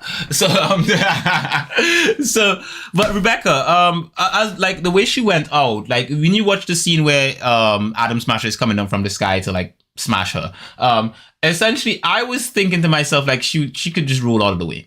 Like, because what Rebecca does is like, and I think for her, it's hubris. The fact that she gets killed in that scene is because of hubris. I think that because of the fact that she looks up, sees this guy falling from the sky and decides, yeah, I'm going to shoot him and he's probably just going to explode. Right. Which again, overconfidence, maybe that works with other people. But I felt like if she had rolled all the way, she could have survived. And honestly, I would do the same. I'd just be like, nah, bro, you landing on my bullets, that means my bullets are coming and riding your ass, and they're hitting you harder. I feel different because I feel like if you're falling towards me, you're a big, heavy looking dude. You're falling towards me and I shoot you. Even if you explode or whatever have you, the shrapnel and all that is going to fall on top of me or whatever have you. Right. And for me, it was just like, look, if you could roll all the way and still keep shooting, essentially, is what I'm saying. Like, I could roll all the way and keep shooting you, and that would have been fine. Like, she would have survived because she went out in an instant. It was just like an insta kill for her, essentially. And I feel like within the thing I would say based on her character, I don't think she would have left David. That I don't think. Because I feel like if she had survived and David was fighting Adam Smasher, I don't see any scenario where she leaves. I don't see any scenario where like David says, get out of here, like I got this, and in the same way like what happened with Lucy. I don't see how Rebecca leaves that scene without someone knocking her out or something. Other than that, Rebecca would have stayed there ride or die with David. And even if someone like she woke up and they had already left and there was no, she would have just broken out of the vehicle and run back to him. Like that's Rebecca for you, So I want to say one thing with that, with the rolling out of the way. I felt like even if she got stomped on, and here's my problem with physics and how things work, right? I remember I had this really funny debate about like a bus going off a cliff and they should survive, and so it was something like dark shit, and it was like this really hot debates that I read. I think it was like a YouTube video that my friend posted, and it was like on 9gag or something or Reddit or whatever, and it was like this super long, heated debates about if people would have died if they like jumped off the bus or stayed in the bus or whatever if it fell off a cliff. And I'm just like, into like off a bridge, sorry, not off a cliff. But anyways, back to the subject. So Adam Smasher is falling and he's about to, we don't know how busted this dude is. We know that he has the freaking what's that one called? The San Devistan. He has like a San. Yeah, he has a San Devistan as well, so he can like he could just move through like he could go super fast and stuff like David. I felt like David was way faster though. Still, like David was like multiplying in speed. Like he was able to move, pick Lucy, and kill. As I call it, because he's Gus in Breaking Bad, right? But Sus, the voice actor for Faraday, it's Sus from Gus from Breaking Bad, but we call him Sus. So he's called Sus. That meme needs to stay, by the way. Okay. And what happened? Or what happened so back to Rebecca and stuff. He's falling on you, right? Mhm. You're shooting him. If you think about how many shots Lucy and everyone in their crew takes, like David on average, like all these people, like they take bullets, I don't know if you notice that, but sometimes they get shots, but their gear is like stronger than they've got body armor, my armor. basically. Yeah. My armor is just stronger than yours, so your bullets don't affect me. You're like if your upgrades are good enough, you're basically Superman to some bullets. But then you have like Max Tech, right, who are just like hyper busted, right, who just fly in and they're like they like heat beam synchronize your ass to the floor and they just like kill you on the spot, and for me, I'm thinking no amount of weight. Okay, I'm that's a lie. But the amount of weight that Atom Smasher probably weighs is no way close. Like why a bullet punctures your body is because the pressure of that single entrance point, right? So how you have like tank, you have like bullets that can crack through tanks even. I think they call like tank buster shells or whatever the hell they're called. Probably Americans will probably know this. Yeah. For me, Atom Smasher, unless he had like literal like spikes underneath his foot and a gun blasting her, no way she would have died from that fall. I hate to say it, even if he jumped off a building and he was moving at like 500 miles per hour, whatever, there's no shots, which he wouldn't even get to that speed, but there's no shot that would have hit him because a bullet already travels like way faster than that, right? And I'm thinking like, firstly, she wouldn't have died, but I remember, correct me if I'm wrong, but I remember she getting blasted through the floor. And then she was like on the underground, like the undercity kind of, and then she was on the floor there, if I'm correct, and her whole rib cage was showing and stuff. Which I felt like it should have been white. It should have still been like meaty and stuff. But either way, that being said, I still think she wouldn't have died from that fall, personally. You think she personally wouldn't have died from? I think otherwise. I think because of I think whatever gear Adam had on him was probably really like Adam looked like a tank falling from the sky, like and I think the thing is that doesn't matter. Not fast enough, not enough penetration to I think it's possible. I mean, like I'm not. I feel like you're just thinking this just because you need to have a disagreement with me. No, definitely not. Like I'm just saying. So you're telling me that physics, which are applied to our reality, unless they're different in Cyberpunk, which there's no indication that it's different. They probably are, but go on. No, it wouldn't be. Like they fall off buildings. They if you have cybernetics, you could survive the fall because you have cybernetics built in your body. But if you're a normal person, you fall off a building, I'm pretty sure you just die. Are there some entrance points that might have like been easier to puncture, like your eyes or something? Maybe, but Alan Smasher is like falling on top of you. Okay, maybe he fell on her and she got bent to the point where she like, how you can have really good armor, but you can still, because it's armor and you're not like a thick piece of, she's not a thick piece of armor. She is still hollow on the inside, Yeah. So you're like a knight, but you're still hollow. The knight armor on the inside is still hollow, right? So once you get past that first thing, you could just, and you could throw in, you could throw in like tar, for example. They kill people, they kill knights back in the day, but or not knights specifically, but people used to die from, tar traps, for example, where you'd fall in tar and you just die because of heat and the tar would get through your metal, and the joints and all that stuff. And what I'm trying to say is like there is definitely some weaknesses in getting hit by a whole ram truck, or whatever. You could still get smashed. But physically, I feel like for me, if she got it or not, she could have dodged it, and then yes, she just getting stepped on and crushed and killed.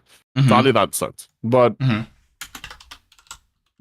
guess we could just move on from that point. That's just my take on it. At least that's just my take on it. I think just the next that I think you may be overthinking it a bit. Like for me, it's just like. I felt she could have rolled out of the way, but she didn't, and that's that. For me, it's like I felt like if it were, and again, this is it's like me inserting myself into the character's role again, like me saying like I think David should have spoken to Lucia, and Lucy should have spoken to David. That's me inserting myself or onto the characters again, and I think in the same way, obviously, different people, different strokes. People think differently and so forth like that. And her as a character, I think it fits her role as a character, as in her personality. She, Becca would stay and try to shoot the guy, right? That's what her character would do. I wouldn't. You know, like I felt like I would roll out of the way. And in the same way, like you said, like you would do the same thing she would do. You would stand there and try to shoot the guy, you know, as he's falling from the sky. And I think that's for sure. I think that's fine, you know. We think differently with regards to that kind of stuff. I'd have lived, though, you know, like I'd have survived, you know. But the thing is, Lucy didn't. She didn't. Exactly. She is. No, Lucy survived. No, sorry, Becca didn't roll away. Sorry. Becca. Yeah, because she did what you did, what you would do. You wouldn't have survived. Yeah. I would have survived. Yeah, no, exactly. Right. Yeah, both of your characters got killed off, and I would have lived and tell the tale about you. You know, like look.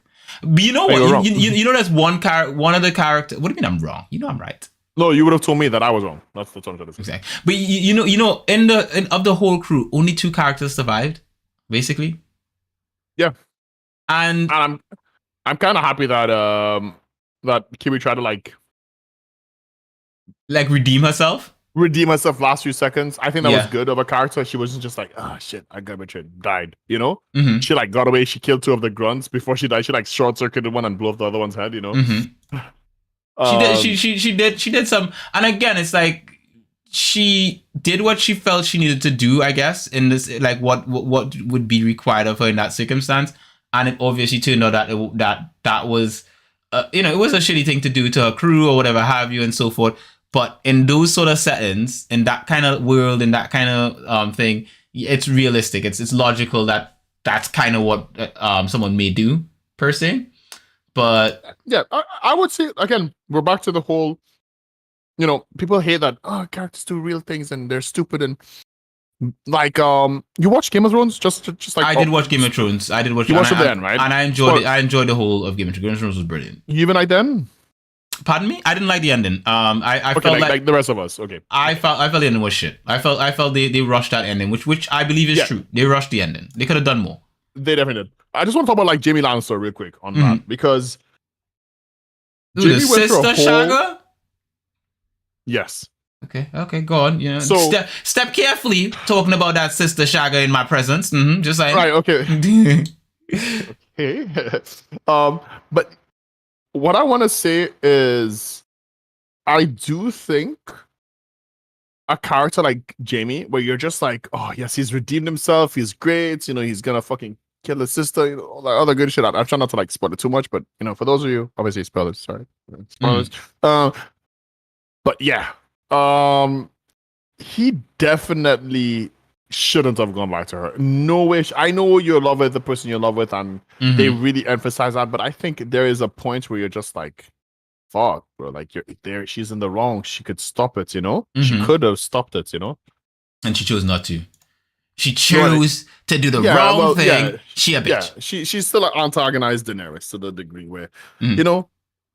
Maybe if Missandei didn't die, maybe Daenerys wouldn't have burned the city down. And I think also terrible writing from Daenerys. They maybe should have showed her leaping into madness instead of just this instant burst of, oh, everyone burns, you know? Because we all love Daenerys, right? Like, let's be real. We're all, I think most up to a certain point. I think at the end, I did not like her. I just didn't. I think the end of Game of Thrones. I think we could probably do an episode about that as well. A separate episode, but I think to the end of Game of Thrones, I just sort of like got jaded. Like, because as I said, it felt rushed at the end, and I kind of like got disillusioned about the whole thing. I'm watching, I'm just kind of like, yeah, like, my brain was switched off. Yeah, that makes sense. That makes sense. Yeah, but yeah. Anyways, what I wanted to get to with that is, you know, people don't do the smartest things. Back to Jamie Lannister again. People don't do the smartest things. You know. Going back to this person who you know, she doesn't like, you know, she faked a freaking pregnancy. She did this, she did that, you know, she did so much shit. And the same with School Days, which I would love for you to watch, because now I'm just like curious, because I'm not saying that it's the best anime I can get it wrong and check it out. It's not a problem for me. You know? It's very short as well. I might even watch it with you if you want to like blast it. We could possibly watch it together. Yeah. It's not like mandatory, but we'll have that one School Days episode where everyone just dreading. But yeah, go on. No. So just I want those two, or like I guess Game of Thrones and Becca and David and all these characters being said. I'm on 100% agreement with you what you said before. David not actually doing the smart choice, which is to tone down on the drugs, because Yeah. I'm pretty sure he would have probably think logically. It wasn't the drugs; it was just the gear, essentially. The fact sorry. that Well, yeah, the gear. But I guess the drugs. the drugs. The drugs were supposed to help just him to keep him suppress alive. it. Yeah. Essentially. But after that, he basically receives the whole package. You know, it's just stalling it. Either Yeah. way, I'm not saying, you know, if he didn't have the gear, maybe he wouldn't even be able to be in that situation, because he probably would have gotten killed off already, you know, for example. But he was tolerant of such strong gear already, and he was, you know, beating the average generic dude, you know, and taking their shit, and you know, and he was getting crazy because of, you know, because he killed that woman who, you know, who reminded him of his mom. And obviously, you know, as soon as I saw her, I was like, yep, I know. I was like, yep, I know he's going to kill her, or maybe kill her and then hesitates. And then it's going to like kick in the cyberpsychosis, and maybe he kills her, and then he like really gets like fucked. So I was not sure what to expect. So that being said, let's talk about a little bit about David and his character. Because I want to talk about like episode 1 and 2. Oh, you want to? I think that's gonna push us too long though. I think if we individually talk about each episode one by one. No, not each episode, but just like as a whole. Like, for example, I just want to glance over that. Again, I already I'll reiterate it as Samuel Jackson says, retort. Right? I'll retort, and I'll say that, you know, if you have a show like this, like the show has to, it starts so fast. It like starts his strong. mom dies, and you know, like she's like, well, she was fine one episode, like 1 second, and then, you know, 5 minutes later, I was like, wait, she died? Did she die? Like we were all like, you know, we were all kind of guessing like oh, she's gonna pop back up, did she not die? You know, yeah. But I already knew, because I already watched it like with the first episode without you guys. But I was like, you guys acted the same way I did when I watched it with my friend, and I was just like, I'm like. And then they start kicking into like, you know, the whole betrayal of Lucy. That's like episode 2, you know, like if you think about it, it's just like boom, she's in the thing, and then you get to meet the crew, and then they're pretty chill, and then you meet Becca, and then you meet her brother, and then, you know, and then it's like, okay, and overall, as a show, yeah, I have to ask you, Q. This is a really specific question, obviously for you listeners as well, but this is like mostly for you and everyone else. How would you rate this show? Like I give it an 8 out of 10. I give it an 8 out of 10 straight up. I already rated it. So it's an 8 out of 10 for me, hands down. It's not a 10 out of 10. I think a 10 out of 10. You know, when I think of 10 out of 10s, I think of shows that by the time I'm finished, I'm 100% satisfied with the conclusion. I feel vindicated and all that kind of stuff. I felt like this left me wanting more, and which is why I ended up picking up the game in the end, because I felt like I'll be able to explore more about this world, maybe potentially run into some more of these characters and all that kind of stuff in the game. We're not sponsored by what's it? By what? TDPR? No. Obviously we're not. Sponsored by them. Just listeners, just so you guys know, we're not sponsored. No. I picked up the game on sale. To be frank, like it was significantly reduced, 50% off. I'm just joking. It's like they're running jokes. Like, oh, we're not sponsored by them, but you know. So I mean, if CDPR wanted to, I'd happily accept their money. But it's that because I do think they have a good product.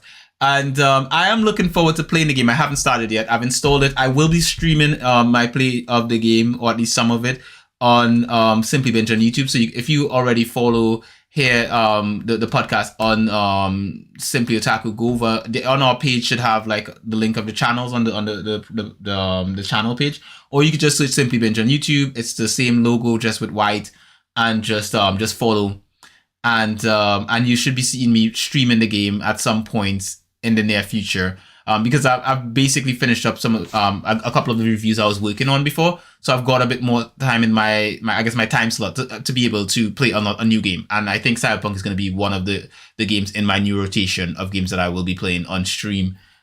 So yeah, look forward to that. You might catch me there as well. Yeah, definitely. Hop on the chat. You know, we could have a good old fashioned conversation as I play through Cyberpunk. But I would say, yeah, it's an 8 point. 8 out of 10. 8 out of 10. You felt okay. I felt it could have been better. Is what I'm saying. Like it's not. I think the thing is, when people hear, oh, it's not a 9, it's not a 10, they think, oh, you hate the show. No, I like the show. I would recommend the show. I think it's 8 is really good. I think an 8 is really good. I think above, because for me 5 is average. You know, that's like some average shit. 6 is slightly above average. For me, you know? 3 is average. Sorry? For me, 3 is like average. I think because I think I just do it from a simple mathematical perspective. You know, 3 would be below average. Average would be half. Yeah. Oh, so, obviously, but so for me, I look at it from that perspective, and it's above half. What I'm trying to say is like 5 is. I think 5 is okay, you know. But yeah, maybe average is okay. But like, I think, and that's the thing too as well. Like, I could watch average shows and be fine with it.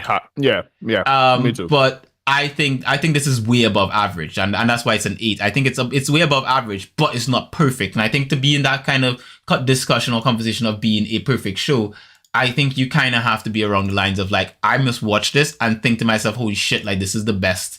This is one of the best form of media I've ever watched in a long time. And it's just not. It just isn't that for me. But it is up there as one of the best things I've watched this year, hands down. It is one of the best things I've watched this year. And it's entertaining. It's entertaining stuff. I probably would have done things differently if I was working on the team, but unfortunately I was not. And yeah, but it's good stuff. It's really good stuff. All I want to say is, people out there who do fan art and stuff, someone please make a good wallpaper of Becca for me. I need it for my desktop and all that kind of level. I would like it as well. Same one, but better than Q's one, and preferably in GIF format as well. If you can, just add a little bit of it. No. So I would like to ask you. I'll say what I think about the show, and then I'll ask you a question after this, which is something I will ask you after because we'll then start talking about it. For me personally, the show, I would actually give it a 9.5. I would give it very close to 10. Wow. I like gore.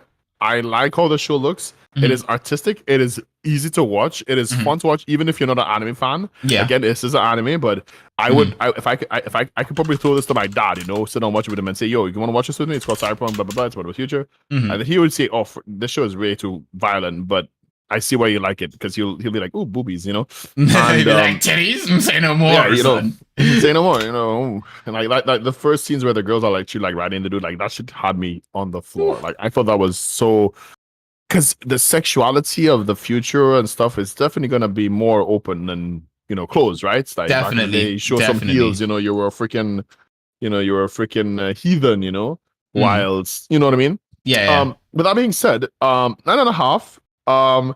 My downside with the show is I actually also feel like it would also be a show that I wish I got more of. I wouldn't play the game now. And we'll talk about the game as well, because spoilers, I don't actually like single player games. No, I just didn't like how the game looked. Oh, that's the thing I thought to myself as well. I was like, the game is first person, and I'm not really a big first person kind of guy. Like I do want some third. I want to see my character. If I'm going to customize and create a character, I kind of want to see what they look like. More often than not, and the game is heavily first person. Like I believe you can switch it to a third person view. Wait, hold on, Q. Let me stop you right real quick. Mr. V says good night. FMA Code Geass.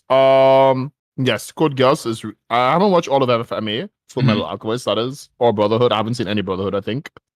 Oh, Mr. V, are you off to bed? I guess Mr. V is off. Or is that because Mr. V has been here for a while, so.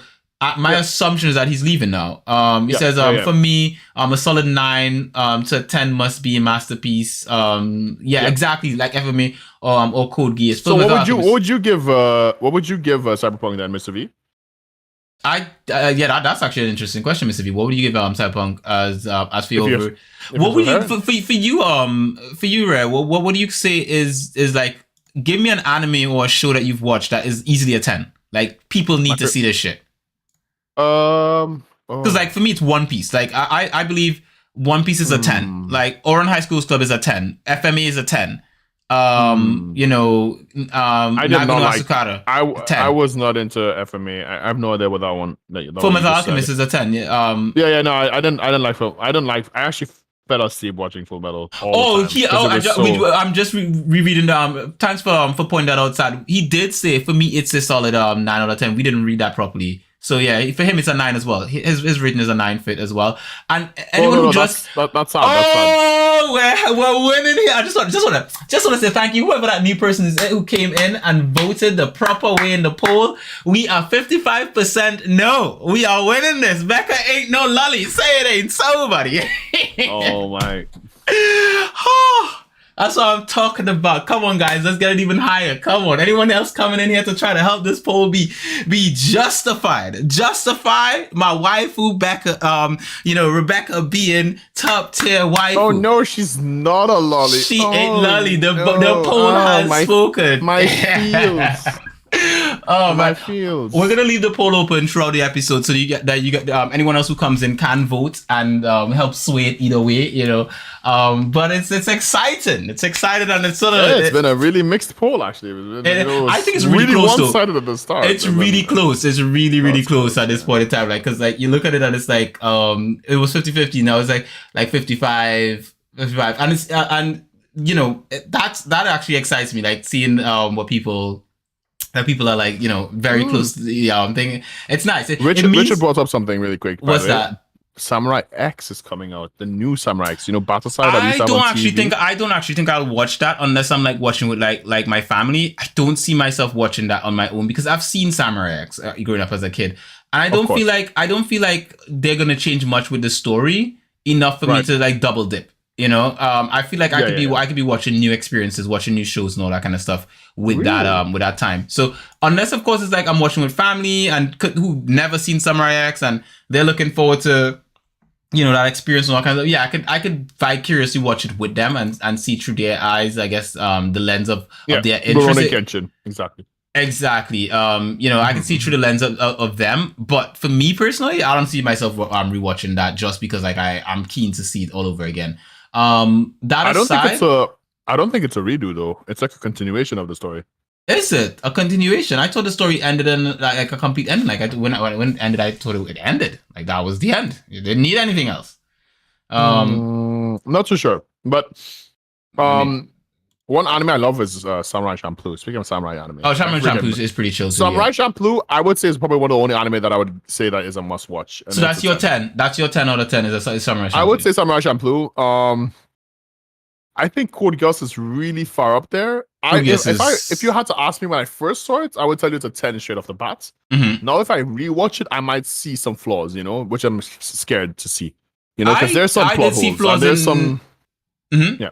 I saw flaws. There's flaws in every anime, yeah, for sure. I know. There are definitely flaws in every anime. I did see flaws in Code Geass. Even Cyberpunk, which I gave a 9.5, which is I think exactly. very justified. I don't understand the whole half rating. What's a half rating? Like where are you getting that half from? Like it's like, well, it's about it's a 9, but there's a little inch it's like better than 9, but it's just missing one thing to be a 10.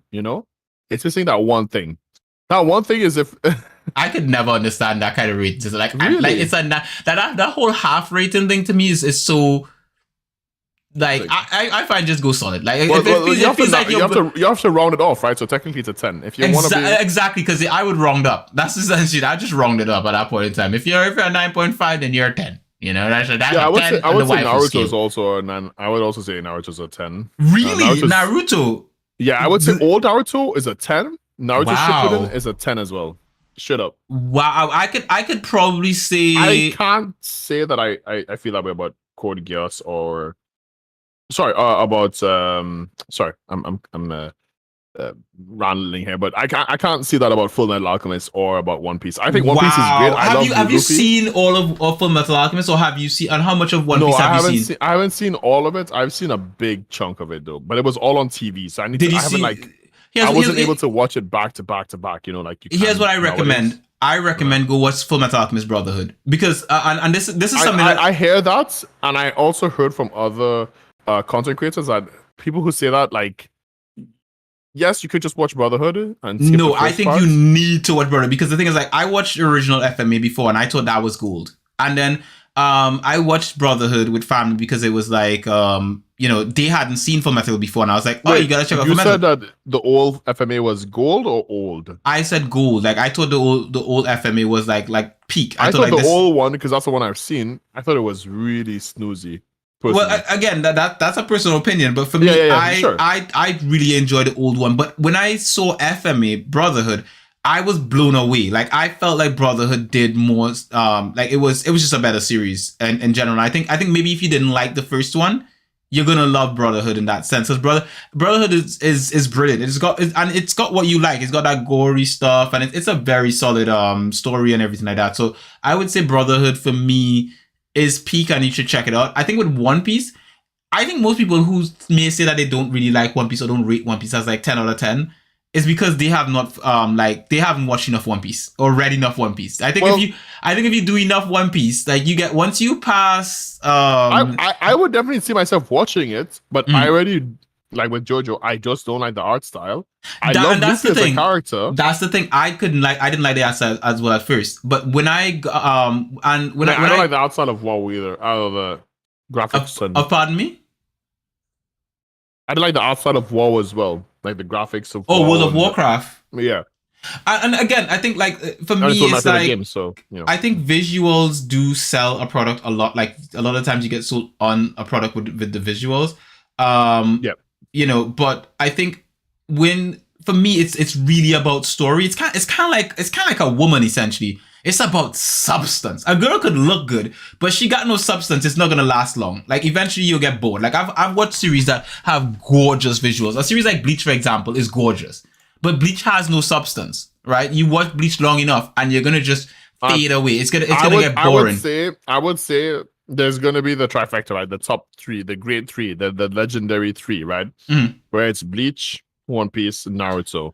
I don't think Bleach is any. One of them. I honestly, Bleach is the one of the three that like not even my own opinion. It used to be one of the big three, but I think generally speaking, if you check the fan base, listen. Mm-hmm. It is one of the big three. You can't include Dragon Ball. You can't replace it with anything else because everything else is too new. Mm-hmm. The new big three is JJK, mm-hmm. Demon Slayer, I think, which I guess is like the replacement for One Piece, and JJK is the replacement for Naruto. One Piece hasn't been replaced. One Piece has been going on, but One Piece is going on like a freaking. It's amazing. It is amazing. And again, this is what I keep saying to people. It's not even an opinion. It's factual. Like if you check the stats, you check the numbers, you check what One Piece does year in, year in. One Piece is like you Google #1 anime of all time or whatever have you. One Piece is gonna come up there, like because of the fact like it is. I don't believe. And again, this is the thing where I say like a lot of people sleep on One Piece because of the fact that they sleep on One Piece. Then that's a bad sign. Again, what I'm saying is a lot of people sleep on One Piece because of the fact that the visuals, and I was that way as well at some point in time. Come on, QW. What's the W? Uni? All right. Hair in Order by Google is the best anime of all time. Full Metal Alchemist, wrong. That's not Hunter x Hunter. Where you getting that list? Did Google make that list? Yeah. It's by IMDb. Okay. IMDb did that list, really? Yeah. Well, you just Google. I'm just saying, if you Google it, this is the top search that happens, right? Mm-hmm. Top 10 anime of all time, or not top anime of all time. In order: FMA, Brotherhood, Hunter x Hunter, Steins Gate, which all three of them I actually hate. I mean, I don't hate them, but they're all snooze for me. Especially Steins Gate, Hunter x Hunter. Just Hunter x Hunter is amazing as well. If you don't like Hunter x Hunter, then you don't like good stories at that point in time. You just don't like a good story. I just don't like the characters, how they look. I hate that they're midget kids, and he gets big and stuff. I think the problem, I think the problem for you is that you are very visual, and for you it's like you're not going in for the, because I feel like to a certain extent, I went for the story, but there needs to be good. Like, look, I'm all for good stories, and they need to make sense. And I would try it and follow it, but you can't say if the visuals are bad, you're gonna be number one. You need to be good at everything to be number one. But here's the thing. Like for Hunter and for One Piece, right? At the beginning, the visuals start off where they're not the best visuals, right? Because the thing is, the mangakas for Hunter or for One Piece or whatever, they're not like artists. Like these guys aren't. Their strength doesn't fall in the art. Their strength falls in storytelling, in writing a good engaging, long running story. And because of that, both, though. No. Because here's the thing, right? You, for example, you put Naruto as peak for you. You said Naruto is #1, right? For you, you said Naruto is peak anime in that sense. Naruto's story has so many flaws in it. It like when you compare Naruto as a story, the substance of it. And I'm just talking from a writing perspective, from a story perspective, from a world building, everything. the authors and even the authors from a lot of those others, like your Naruto and so forth, they all rank stories like One Piece above what they do, because at the end of the day, One Piece is peak according to like at the end of the day, when you consider the storytelling. If I start watching One Piece, the plot by default is already more boring than Naruto. The characters, no, it isn't. For me at least, right? Like, okay, they find a treasure in the Grand Line. That's not what the plot is about. That's the thing. You see, that's the thing. That's what they said. That's the first episode. That's the surface value. It's like for Naruto, right? When you start Naruto, you think, it's just ninjas fighting ninjas kind of stuff. But then the story gets deeper. That is not what Naruto is. If you show Naruto to a person who's never seen Naruto before, and you say, what do you think? You see a kid. You see a trailer. You see a all demon, you're thinking it's ninjas fighting ninjas. No, you at least have to at least say what is on the trailer. You can't be like Naruto's just ninjas versus ninjas. No, it's not, bro. Like, you have to at least give it some credit to say, like, what I know about One Piece. There's pirates. I didn't say it was just pirates fighting pirates. I didn't say that. That's what you're saying that I'm saying about. Again, you're making an unfair comparison. You're saying One Piece is. You said One Piece is they're just going to find some treasure on the Grand Line. You didn't let me finish what I was saying. Okay, so what I was saying is One Piece is about a bunch of pirates. It's not, but God. With fruit. Okay, so it's not about pirates at all. There's no pirates in there at all. It is about pirates, but so why the fuck are you saying that for? Then continue. I'm giving you the floor. Shut the fuck up, I'm gonna give you the floor then. Get your stuff done. But say what you gotta say. Look, so if I watch the trailer of One Piece, it wasn't Superman Gold Roger, that's the first. You have to go off of what is happening first, like first glance, it's like love at first sight. If you see it and you're like, okay, pirates, I like pirates. There's nothing wrong with fucking pirates. There's nothing wrong with ninjas. There's nothing wrong with dragons. There's nothing wrong with vampires, Yeah. But it's like, okay, you like pirates. Okay, cool. Pirates. Yes. Okay, great. Right? And then it's like, and it's not called Gold Roger, so you have to find something. And there's a place called the Grand Line. Okay, is it like a place? Do you get all that from the first trailer in One Piece? Like if you watch the first One Piece trailer, is that in the first trailer? Yes. Really? That's pretty much what you get. And let me check this out. I feel like you're being disingenuous when you're saying, no, I'm not. Naruto is just a bunch of ninjas. No, and again, here's the thing. I think you're misunderstanding in the sense of, like, I am a Naruto fan. Like, I watched Naruto till the end of Shippuden, and I enjoyed Naruto. I'm saying if you are the person who, and that's why I was very careful in what I said. I said listen to what I'm saying. I said, I quote, we can go back and someone can go back in the recording and listen to this. I'm saying what I said was that if you give Naruto, you show Naruto to someone, like a trailer of the first trailer for Naruto, to a person who doesn't know anything about Naruto, who never watched Naruto, a random anime not watching pleb, they're gonna think, no, you're not that person. You've seen Naruto. I was that person before Naruto. But the thing is that, like, for example, the first time I saw One Piece, like the first time I saw a trailer of One Piece, I thought exactly what you thought. I thought One Piece was shit. I thought the art style looked like crap. I was like, what the frack is with all these pirate stuff? I don't think One Piece is shit. I just don't like that. The only thing I said is I didn't like the art style. Again, all of the things about it is, like, as I'm saying, I thought. Now you're putting words in my mouth. Okay, I'm not saying you said it was trash, but for me, I thought it was trash. I thought, like, essentially, I thought it looked poorly. For me, it was, again, I was a visual person back then, like, and I still am to a certain extent, but visuals mattered more to me back then. Let me finish what I'm saying. Okay, fine. Visuals back then, visuals mattered more to me when I first saw One Piece, right? After some time, when I got older and I did see One Piece, and how I saw One Piece was because a friend of mine, I used to borrow anime from, back in the Caribbean, you borrow anime from people and it was burned DVDs and stuff like that. Piracy was the best. And I had a mate of mine who was like, bro, I'd go to him every time I'd run out of anime and I'd be like, dude, what do you got? And I went to him one time and I was like, dude, what do you got? And he had nothing else but One Piece. Because every time I'd go to him, he'd say, oh, I've got One Piece and this. And I'd take the other thing. I'd be like, One Piece is trash. I'm not watching that. Right? It looks horrible. I don't like the look of it. And then one time I went to him and I'm like, dude, what do you got? And he had nothing. He had absolutely nothing except One Piece. And for me, it was like, I have nothing else to watch. At that point in time, I'm like peak otaku. I'm like watching anime every day. I need something to watch right now. And I said, okay, fine, give it to me. You're way more otaku than I do. At that point in time, I was. And I said, to me, I was like, okay, give it to me. I'll watch it, And I borrowed it from him. And I didn't even watch it that day. I think I watched something else that day. I rewatched something or whatever. And eventually I got so bored. I was like, Okay, fine. Wow. I'll watch an episode, and I kid you not. After watching that episode, I was like, "Holy shit, this is peak. This is peak." And then I read the manga. I went to like a library. Wait. Can I get this question? Yeah. You watched one episode of No, it wasn't one episode. It was one episode. It was like how many episodes?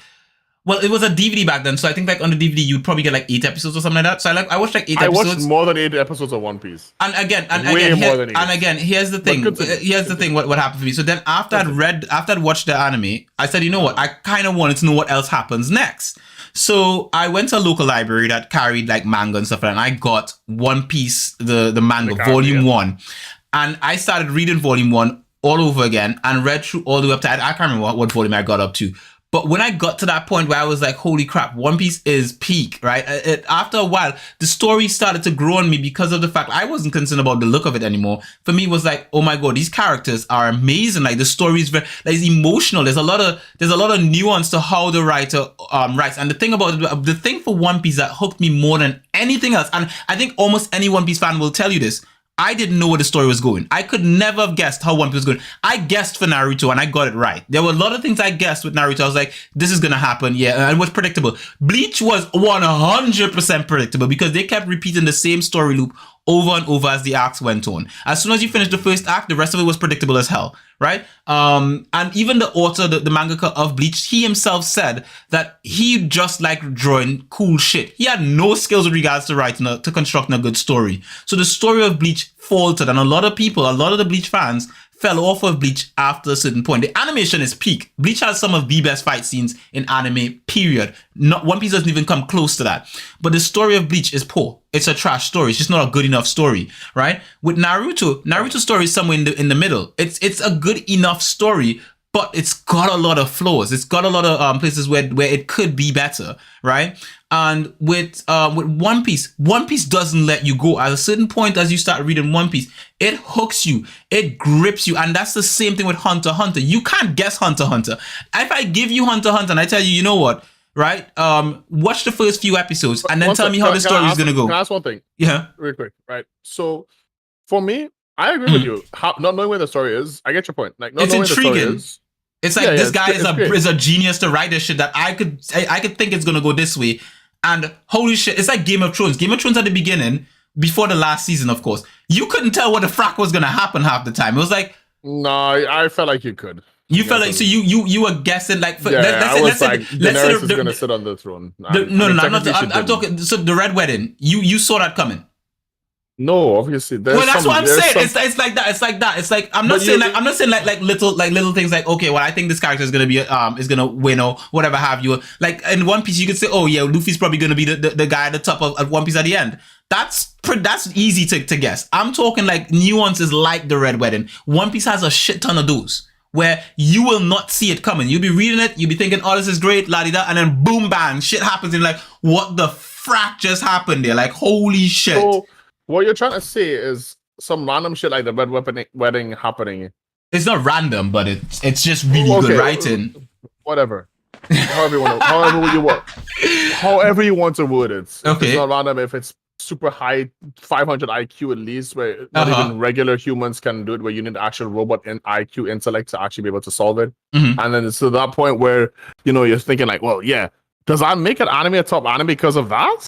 Is that what a top anime is? Just because the story is like I think tenfold. Where hear me out, right? Mm-hmm. The story is so damn good where half the people don't even want to watch it because the art is so bad, so they never will get the story. And then the anime is so damn long that half the other 30% don't want to watch it. And then you have like the diehard 20% that would watch anime, that anime specifically. Mm-hmm. Right? Let's say, if for example, in One Piece's case, I think Hunter x Hunter ended.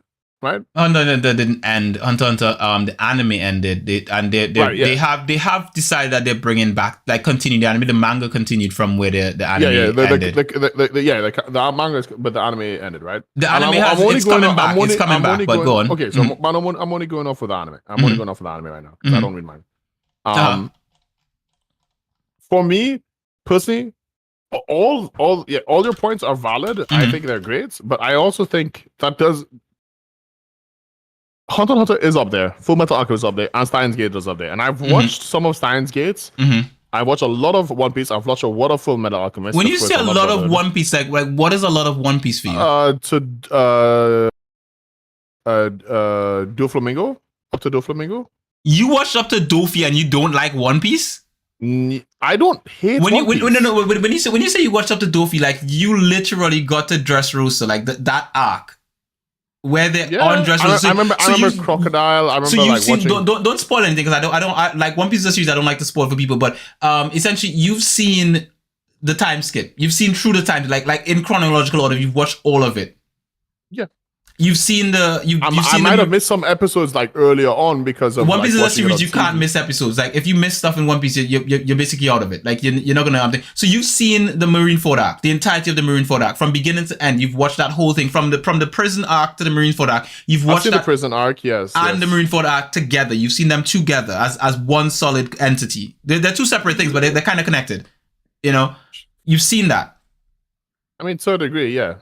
To a degree, no, it's either you see it or you didn't. I mean, the way you're seeing it, it's like I have to watch one of them, and I have to watch, and then I have to like smash them together, and then like fusion them, and no. Well, the thing is, I think like okay, for example, right? I could watch Bleach. Me, it's just, I could watch episodes of Bleach here and there, and I wouldn't lose anything. I watch a lot of Bleach as well. I watched like he fights Stingy's brother. Man, it was so long ago, bro. I like with One Piece, the Doflamingo thing, it was so long ago as well. I barely remember lots of it. I don't know how much, like even with Naruto, I barely watched like I sometimes I would pause and there was so much filler that I just had to skip through some of the filler because One Piece has no filler though. That's the other thing with Naruto. Naruto is full of filler. You're sidetracking me. There's so much. I'm just trying to say like I'm not arguing against One Piece. I'm just saying with Naruto's situation, I actually skipped through filler because it was just unwatchable because it was just like, bro, I want to get to the good shit. Now if I go back and maybe watch it, I'll be like, oh, I want to watch a filler now, maybe, you know.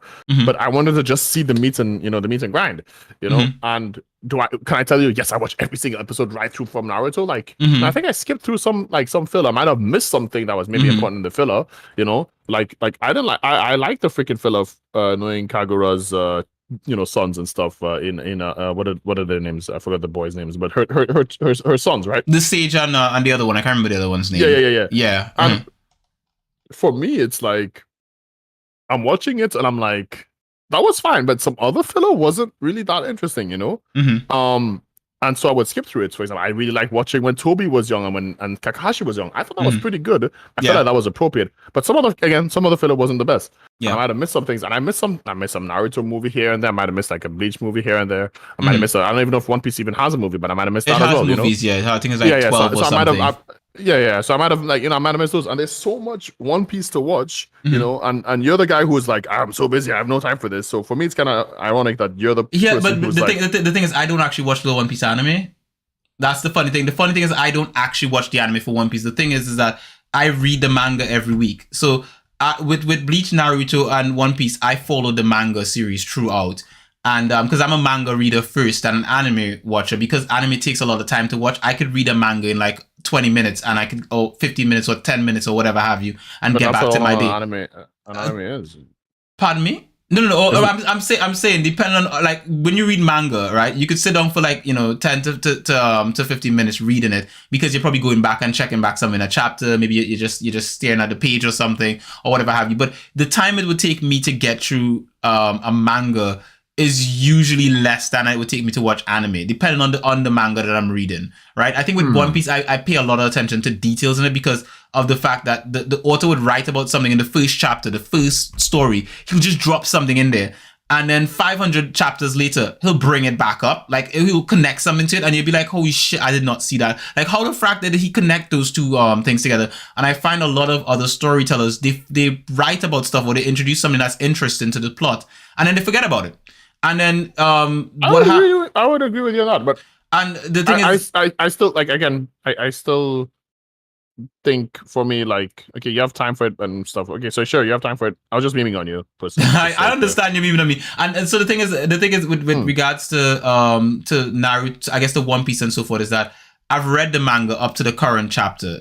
I'm waiting for the new chapter to drop right now. I'm literally waiting with peak interest, right?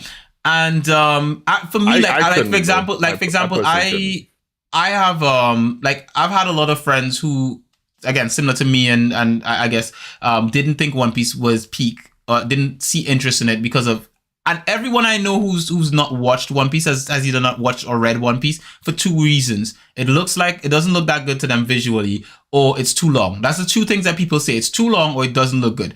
But those same people would recommend you watch Naruto or something. Naruto is pretty long. I think Naruto's manga was like 700 and something chapters or something. It was pretty long. And then it continued on into Boruto, which Boruto is hot trash, by the way. But I actually really want to watch Boruto. I've seen some cool shit in there, I think it's visuals over substance. I think it's like at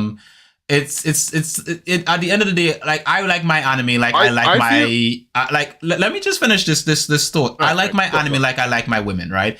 I could like or be with an attractive woman who's like super attractive in the sense of like she's all looks but no brain. And it wouldn't last. Like, it just wouldn't last, right? Because eventually, at some point, I would lose interest in her. I'll get bored of her at some point or the other. You're telling me you can be with a girl who has a lot of personality, and she needs a bag over her head. Yeah, I could. I honestly could, because the thing is, no, I don't think anyone is that bad. I think that's basically what One Piece is that bad.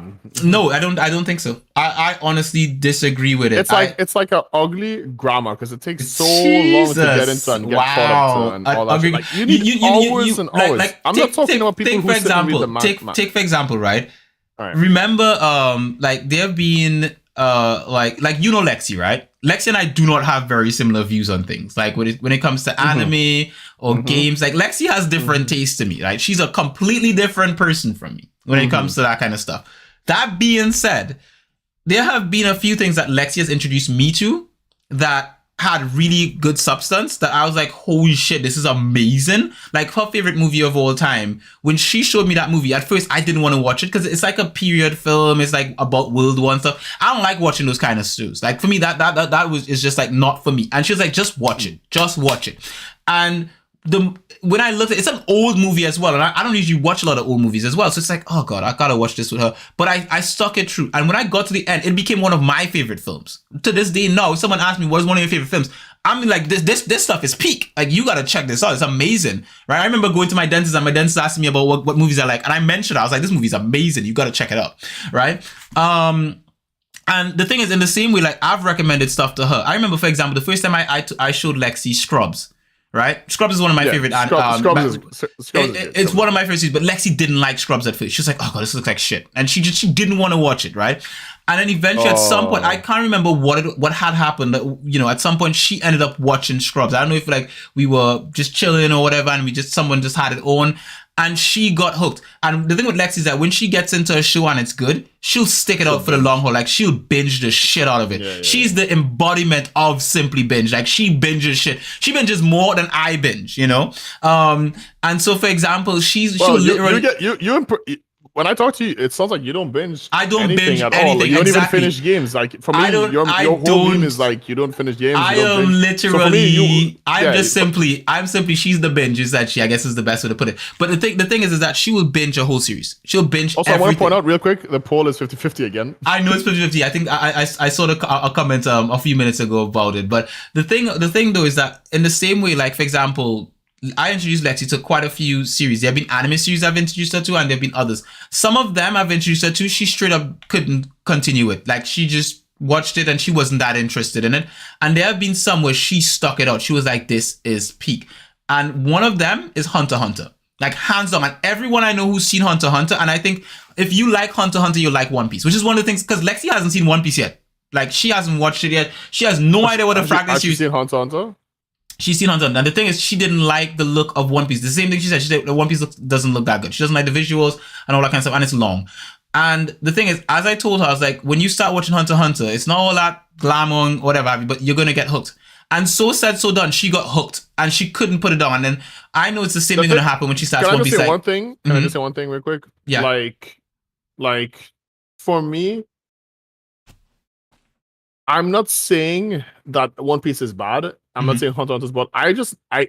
For me, Hunter x Hunter, I just don't like the art style because they're just short kid looking like midgets. Right? I understand. I hear you. And I think I love Luffy. I actually love how Luffy looks. I like Luffy's overall design, graphically, everything. Luffy's a likable character, you know.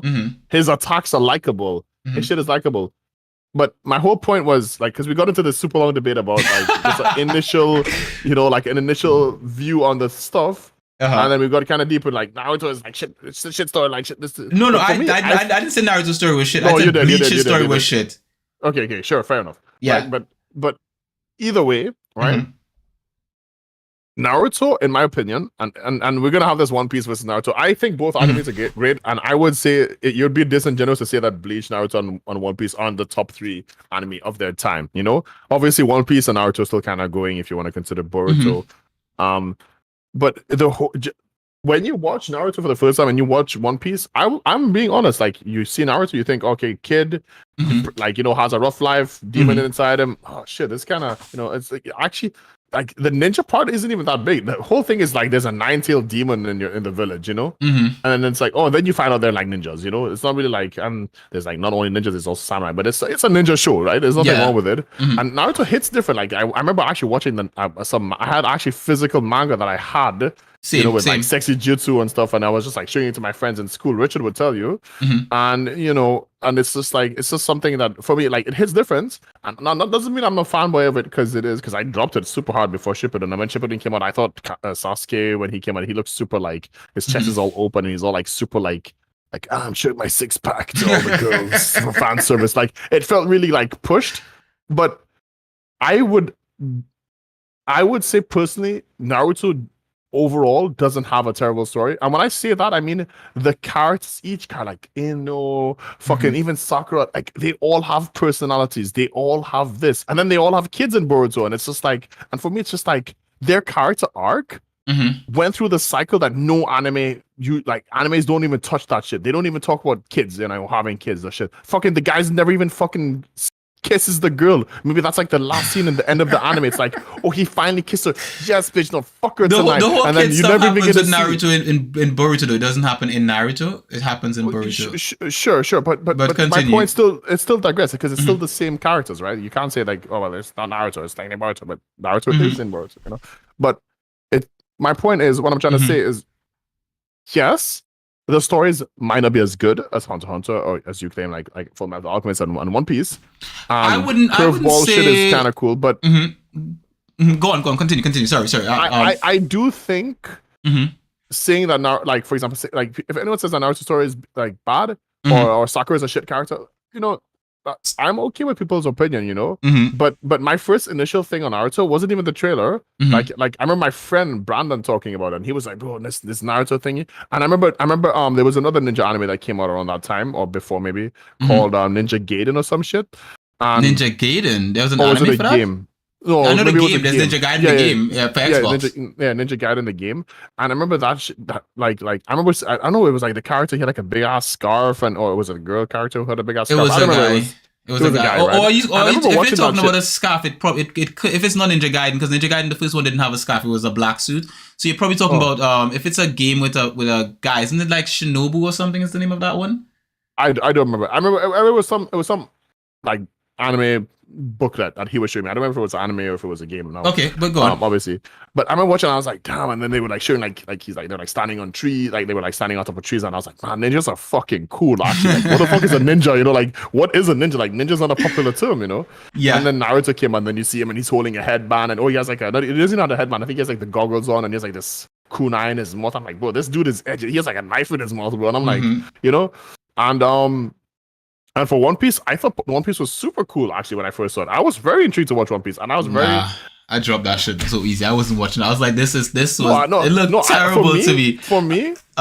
For me personally, watching One Piece and seeing the whole, like, oh man, they get powers, and it's like, oh, they get powers. Oh, it's from fruits, like devil fruit. It's like, oh, and you don't even know that. And it's like, oh, and then, like, I don't even know if it's true or not, but Luffy can't even swim, right? Like, he's not able to swim. I think no devil fruits user can swim. I don't know if they like really touched on it. I thought you said you watched all of this. Like, if you watch all this, it is very deeply explained in the anime and the manga as to the whole swimming thing.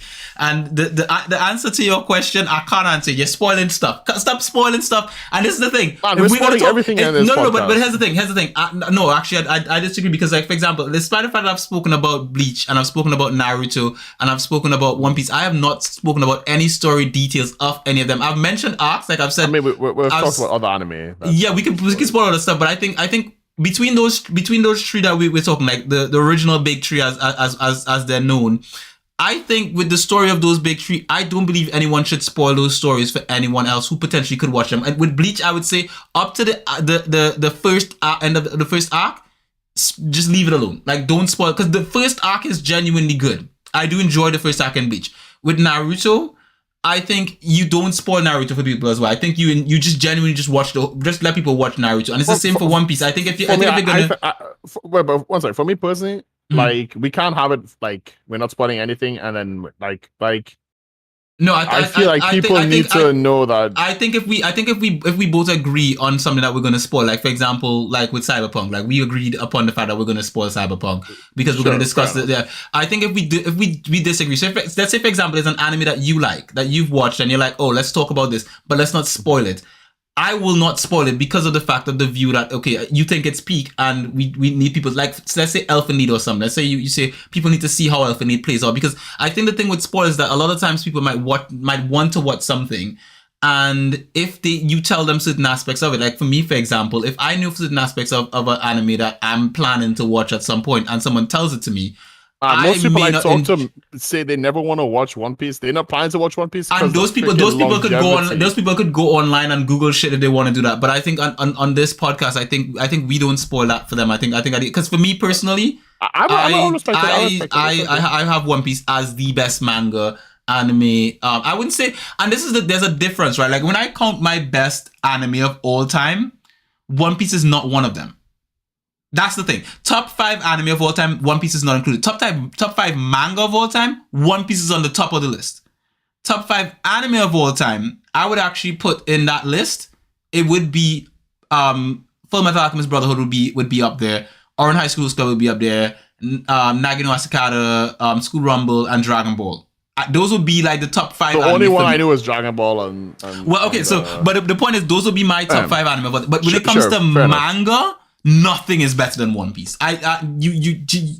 There's just not. I'm not a manga reader, sadly. And unfortunately, it is what it is. I mean, but I think I'm opposed to reading manga, not because I can't read, but also because I can't read. But for the most part, for me, I'm just like, bro, I'm just trying to I just want to watch some shit. I'm like, I barely even look at the screen. I just want to hear. Like, if it was like podcasts, or maybe I would actually listen to manga. I would listen to manga if I could listen to someone talk about it. You know. Here's the thing. Here's the coolest thing, right? Actually, that's one of the coolest things. Since you're not a One Piece guy, like a proper One Piece guy, or something like that, but you like listening to stuff. There's this YouTuber, and this is for people who want to check out One Piece, but you don't really want to watch or read the manga. There's this YouTuber called He reads it for you. He basically goes through, and he does it in like these episodes. And it's like, for a fan of One Piece who's read One Piece, it's so much fun to like follow along with him. But as someone who's not a fan, who's just a person who knows it, it's like, I think it would get you interested, but you could still enjoy it. You don't have to read it or watch it. And I think his name on YouTube is Totally Not Mark. Let me just check Totally Not Mark is his YouTube channel. He does it for yeah, I'll send you the link for him now. Like, he does Bleach. He did what do you call it? He did Naruto. He did he do Naruto? No, he did One Piece. He did Hunter x Hunter. And he goes through the manga and he reads it, and but the thing with Mark as well, like he puts like little gifs in there, like little memes and stuff, and he'll put like scenes from the anime and funny stuff, and then the way he reads, the guy's got a voice, you know. He's one of those guys, like, he's got a voice, you know. Yeah, so I like that. I would say highly recommend, basically. I highly recommend Totally Not Mark. Right. Like I say he's he's peak YouTube when it comes to like manga content. Like, if you just want to follow along, in the same, like, for example, if you're into comic books, I would say Comic Explained is the equivalent of Totally Not Mark. Like, Comic Explained is like, that guy gets so into, like, when he's talking about comics, he's like, let me tell you something, you know, like that kind of energy, that kind of vibe. Even if you could be reading the most trash manga or anime or comic or whatever, and you'd still get interested, because you'd be like, man, let me tell you something, right? So yeah. So one thing with the comments, let's start with how do Saad asks, hey Saad, by the way, I've been reading your comments all the time, and I've been reading all the comments, by the way, chat. We have been reading all the comments, yeah. What do you guys feel about Attack on Titan? I haven't seen it yet. I was not feeling on it. I want to see your guys' opinion. My opinion, without spoiling them, because especially if you haven't seen it, I'm not gonna spoil. You could just say because Attack on Titan is on my watch list, so I would say you could just say I liked it or I didn't like it. Yeah. For me, Attack on Titan, I watched it with my missus. Actually, it's one of the only anime that I've watched. I haven't not finished. I've only actually watched one season, so we could be on the same page really quickly. You? I know I've only watched like 2 episodes in it, so we are definitely not on the same page. No. I'm saying we could be on the same page. So you mean like if we watch it together, we can catch up? No, as in you can catch up to me very, very quickly, because and then we can start watching it together. Okay, yeah, that's possible. That's possible. We can see. But what I want to say for me personally, it's great. I think it's cool. I think it's very hype. I'm not hooked on it. I like the combats. I like a lot of stuff visually. The overarching story it's okay, you know. It falls for me a little bit in the visual department when it comes to the actual Titans, which is not spoiling, but you know, it is just kind of lackluster. Some of them are cool, you know. Without, I hope there's not spoilers for you, cute. But yeah, everything is a spoiler for me. Basically, if it's related to the story, it's a spoiler as far as I'm concerned. Just you know, there are Titans in it, so like yeah, I know there are Titans in it, but you know, just keep the spoilers to a minimum. You know, yeah. So that's all I would say. That's all I would say. I try to avoid spoilers too. Yeah, and we won't talk about any Naruto spoilers and stuff. But I did want to go back to that whole like first initial thing. I don't think again, like I said, I'm not really willing to listen to your Totally Not Mark guy. I would say he's good. Check him out. Yeah, I like people with good voices, so I'm gonna have to hear his voice. Like, if his voice ain't what you say, like, I'm already like, oh, I'm just saying, like, like if you hyped his voice and his voice ain't his what voice is amazing. If his voice is like the Cyberpunk of voices, like it's promised, and then it comes on and it's just like, you know. I might be disappointed. I might not even watch it. You know? I think you like Mark. Like even like for example, like I would almost recommend Totally Not Mark to Lexi, but there's one key reason why I wouldn't, and the reason being is that I wouldn't recommend Totally Not Mark to Lexi because I do plan to watch One Piece with her. Like when she starts watching One Piece, I'll watch it along with her because the thing is that I have not watched the One Piece anime. I've read the manga, and in the anime, there's like some extra scenes and more detail and stuff like that in the fights and stuff. So I could see myself sitting down watching one. The only thing I think about with regards to watching anime with Lexi is that she's a binger. Like she'll sit there and watch 5 episodes, 10 episodes in a row, and I'll probably get tired and fall asleep on myself. Speaking of Miss AR, manga is not enough for me. I need to see the action. Yeah. The emotion, the tension. That's what does it for me. Yes, that's what does it for me. Like, I would love to read One Piece, but if I don't hear "Gomu Gomu" and "Jetto Paso," you know, like I need to see that shit. I need to see their ass get beat in pixel form over a few seconds, you know? Because yeah, I might be a fucking visual whore, or like I get that with games as well. I might be a visual whore there, you know, whatever you want to call graphics or visual whore. I'm proud to love visuals more than anything else. You know, I like personality. Actually, that personality and hair are actually like my 2 selling points for women. Like if I like a girl, it's her hair and her personality, straight up. Then I check the thighs out, you know, because then I'm like, okay, she got hair, personality, and then thighs, you know. She got but booty cheeks. Am I a fat guy? Yeah. Like you, but you can't have a good personality and have just thighs, you know. Yeah. If you're just 2 big old nice juicy thighs, I might take a bite, but I ain't gonna eat the whole chicken, you know. You know what I mean? You know what I'm saying? You need to have some personality, and you know what I mean? Yes. And it's for me again with One Piece. It's just that. Even though I would probably look past the visual because I'm a strong believer of if you can get through it and you're looking forward to it every week, I'm pretty sure, you know, it's like freaking church, right? It's like all podcasts, you know, you come in, you listen, and you know, you're addicted to it and you get hooked and you sit and you want to watch for the content. Yeah, for the content, you know, the content is what keeps you.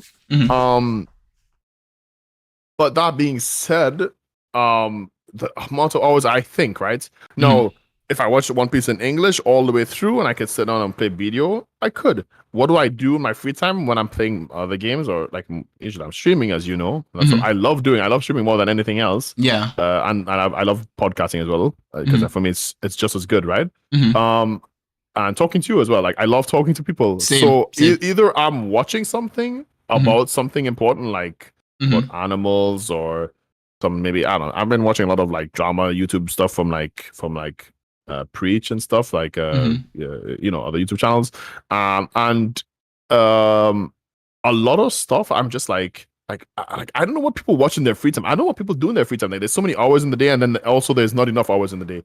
You know, I play a few games of League. I try to get better at League. You know, there's a lot of stuff that I do overall. And for me, I just like I don't know, like I don't have time. I feel like for the longest while I didn't have time to watch anime, and I actually just didn't like watching shows because I was just too busy gaming. I've only been gaming since WoW came out, since I got addicted to WoW back in 2006, 2005, 2006.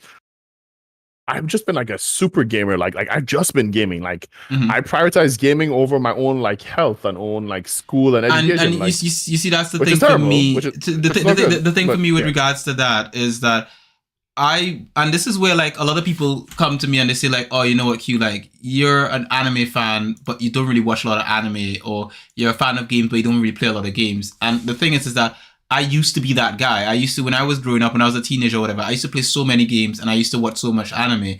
And it got to a point where I was consuming so much of it, but I wasn't getting other things done, or I was at like with regards to like my because like my personality, I know my personality, I could easily get obsessed with almost anything. Anything that I get into, I could easily become obsessed with it.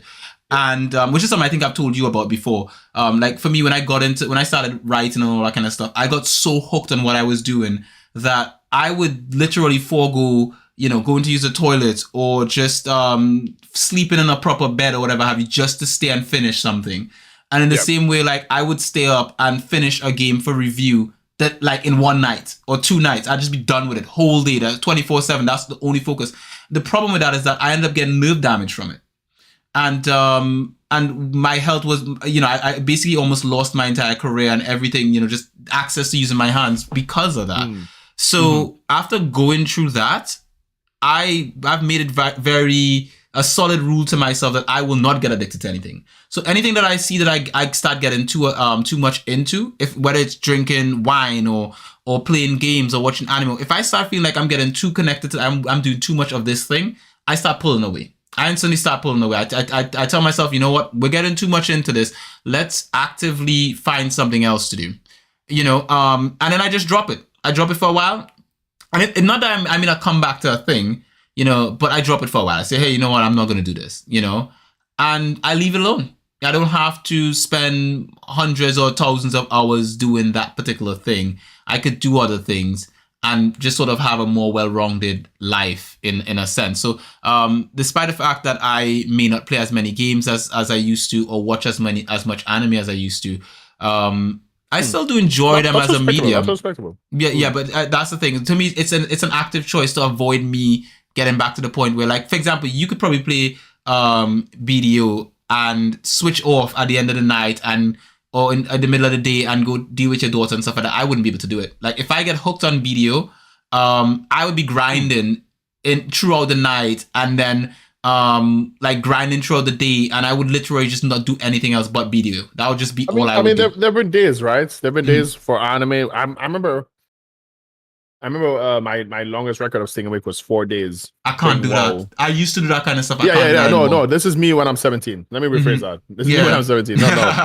I probably can't do that as well. And it's funny because 17-year-old me will tell me I'm a bitch, right? And probably punch me in my face. Pretty much, yeah. But me now, you know. You got a kid, you got a chibi, you've got things to do, you got bills, you got family stuff.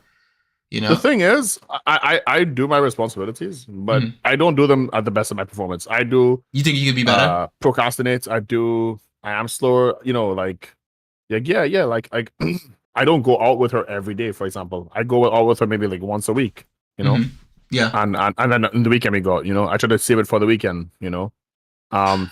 But at the same time, she's only 1.5 as well, you know. So yeah, there's not much you can really do with her. Yeah, there's not much I can. I do think it will change, and when the weather's hot, you know, it's really hot, and I don't want to like take on and she's suffering in the heat. And if it's too cold, I mean, she likes the cold more. I can definitely see it on her. Yeah, you know, she's not like me. I love heat more. But that being said, I do think like your whole like my whole thing with like for example, I used to smoke when I was like 17, 18, 19.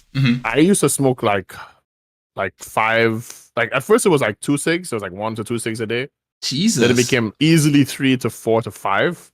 and at some point maybe even 10 cigarettes, like just cigarettes, not packs, right? Mm-hmm. And I know because I would take like one of them breakfast, then like when I started smoking a lot, it would be like two of the breakfast instead, you know, and there was like two, then like pre-lunch, then lunch, then after lunch, then dinner, then after dinner, then like the last cig of the night. So, you know, then you add it up, it's like, you know, it could be like 7 cigs, right? 7, 8 cigs. And then it's been a pleasure as well, so, and we should be ending right now. Actually, we've gone a bit long. Well, we did start late though, if you think about it. We did start a bit late, but essentially, I did want this to just be 2 hours. Right. So we're kind of so we are at least over 2 hours essentially for this. Granted, the conversation is splendid. I am enjoying this conversation.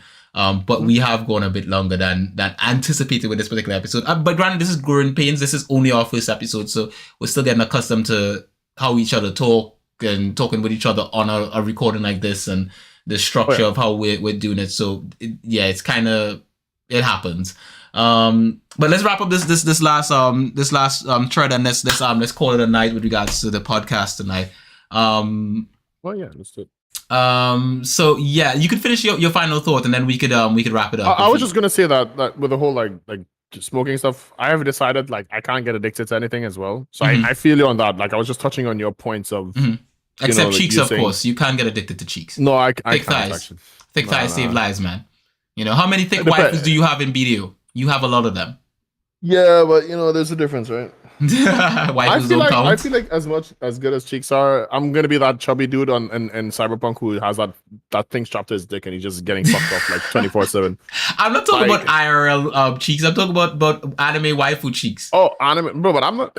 I don't have that many anime waifus, bro. I love Death. Well, you don't know who she is, but I love Death from Makame Ga Kill. I won't spoil her. We'll check. I will check it out.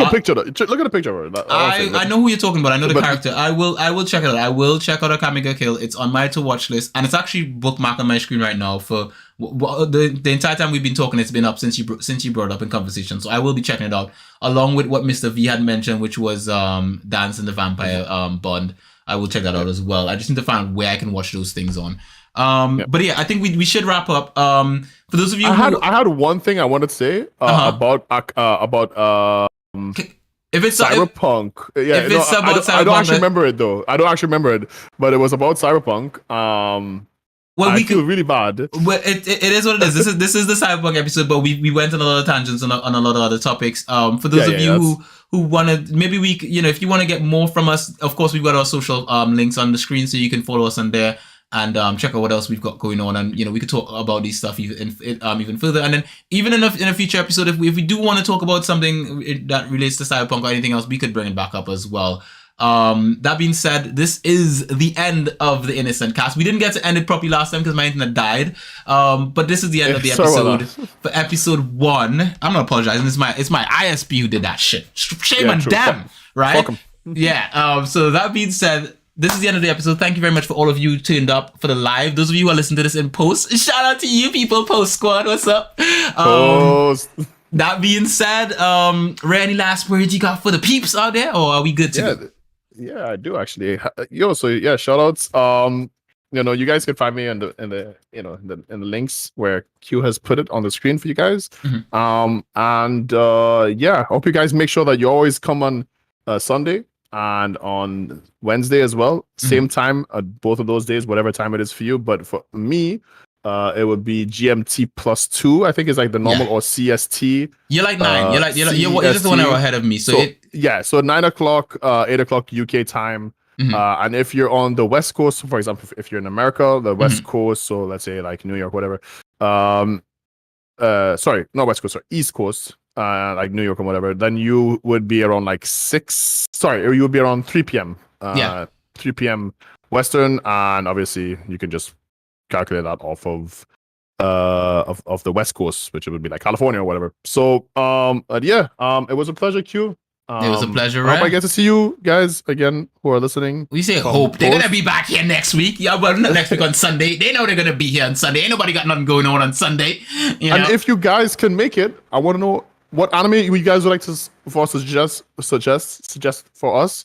Shoot us on our social links or leave a comment on the video. Just hit us up anywhere in this YouTube comment section or on wherever you can find us.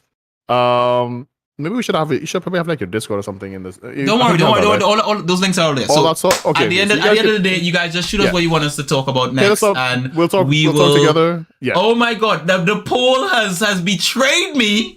What? At the very end, you won, No, Rare. shut. I kid That you was not. me, by the way. That's the final. I'm sure it's made your night. You won. That's the end of this it show for hasn't. tonight, guys. Look, we both won. Okay. No. She has the whole point is Becca has good thighs. Rebecca, whatever you want to call her. Rebecca is Becca has material. good thighs, and that's where we're gonna end it tonight. Thank you very much to everybody who showed up. See you guys on the flip side. Night. See you.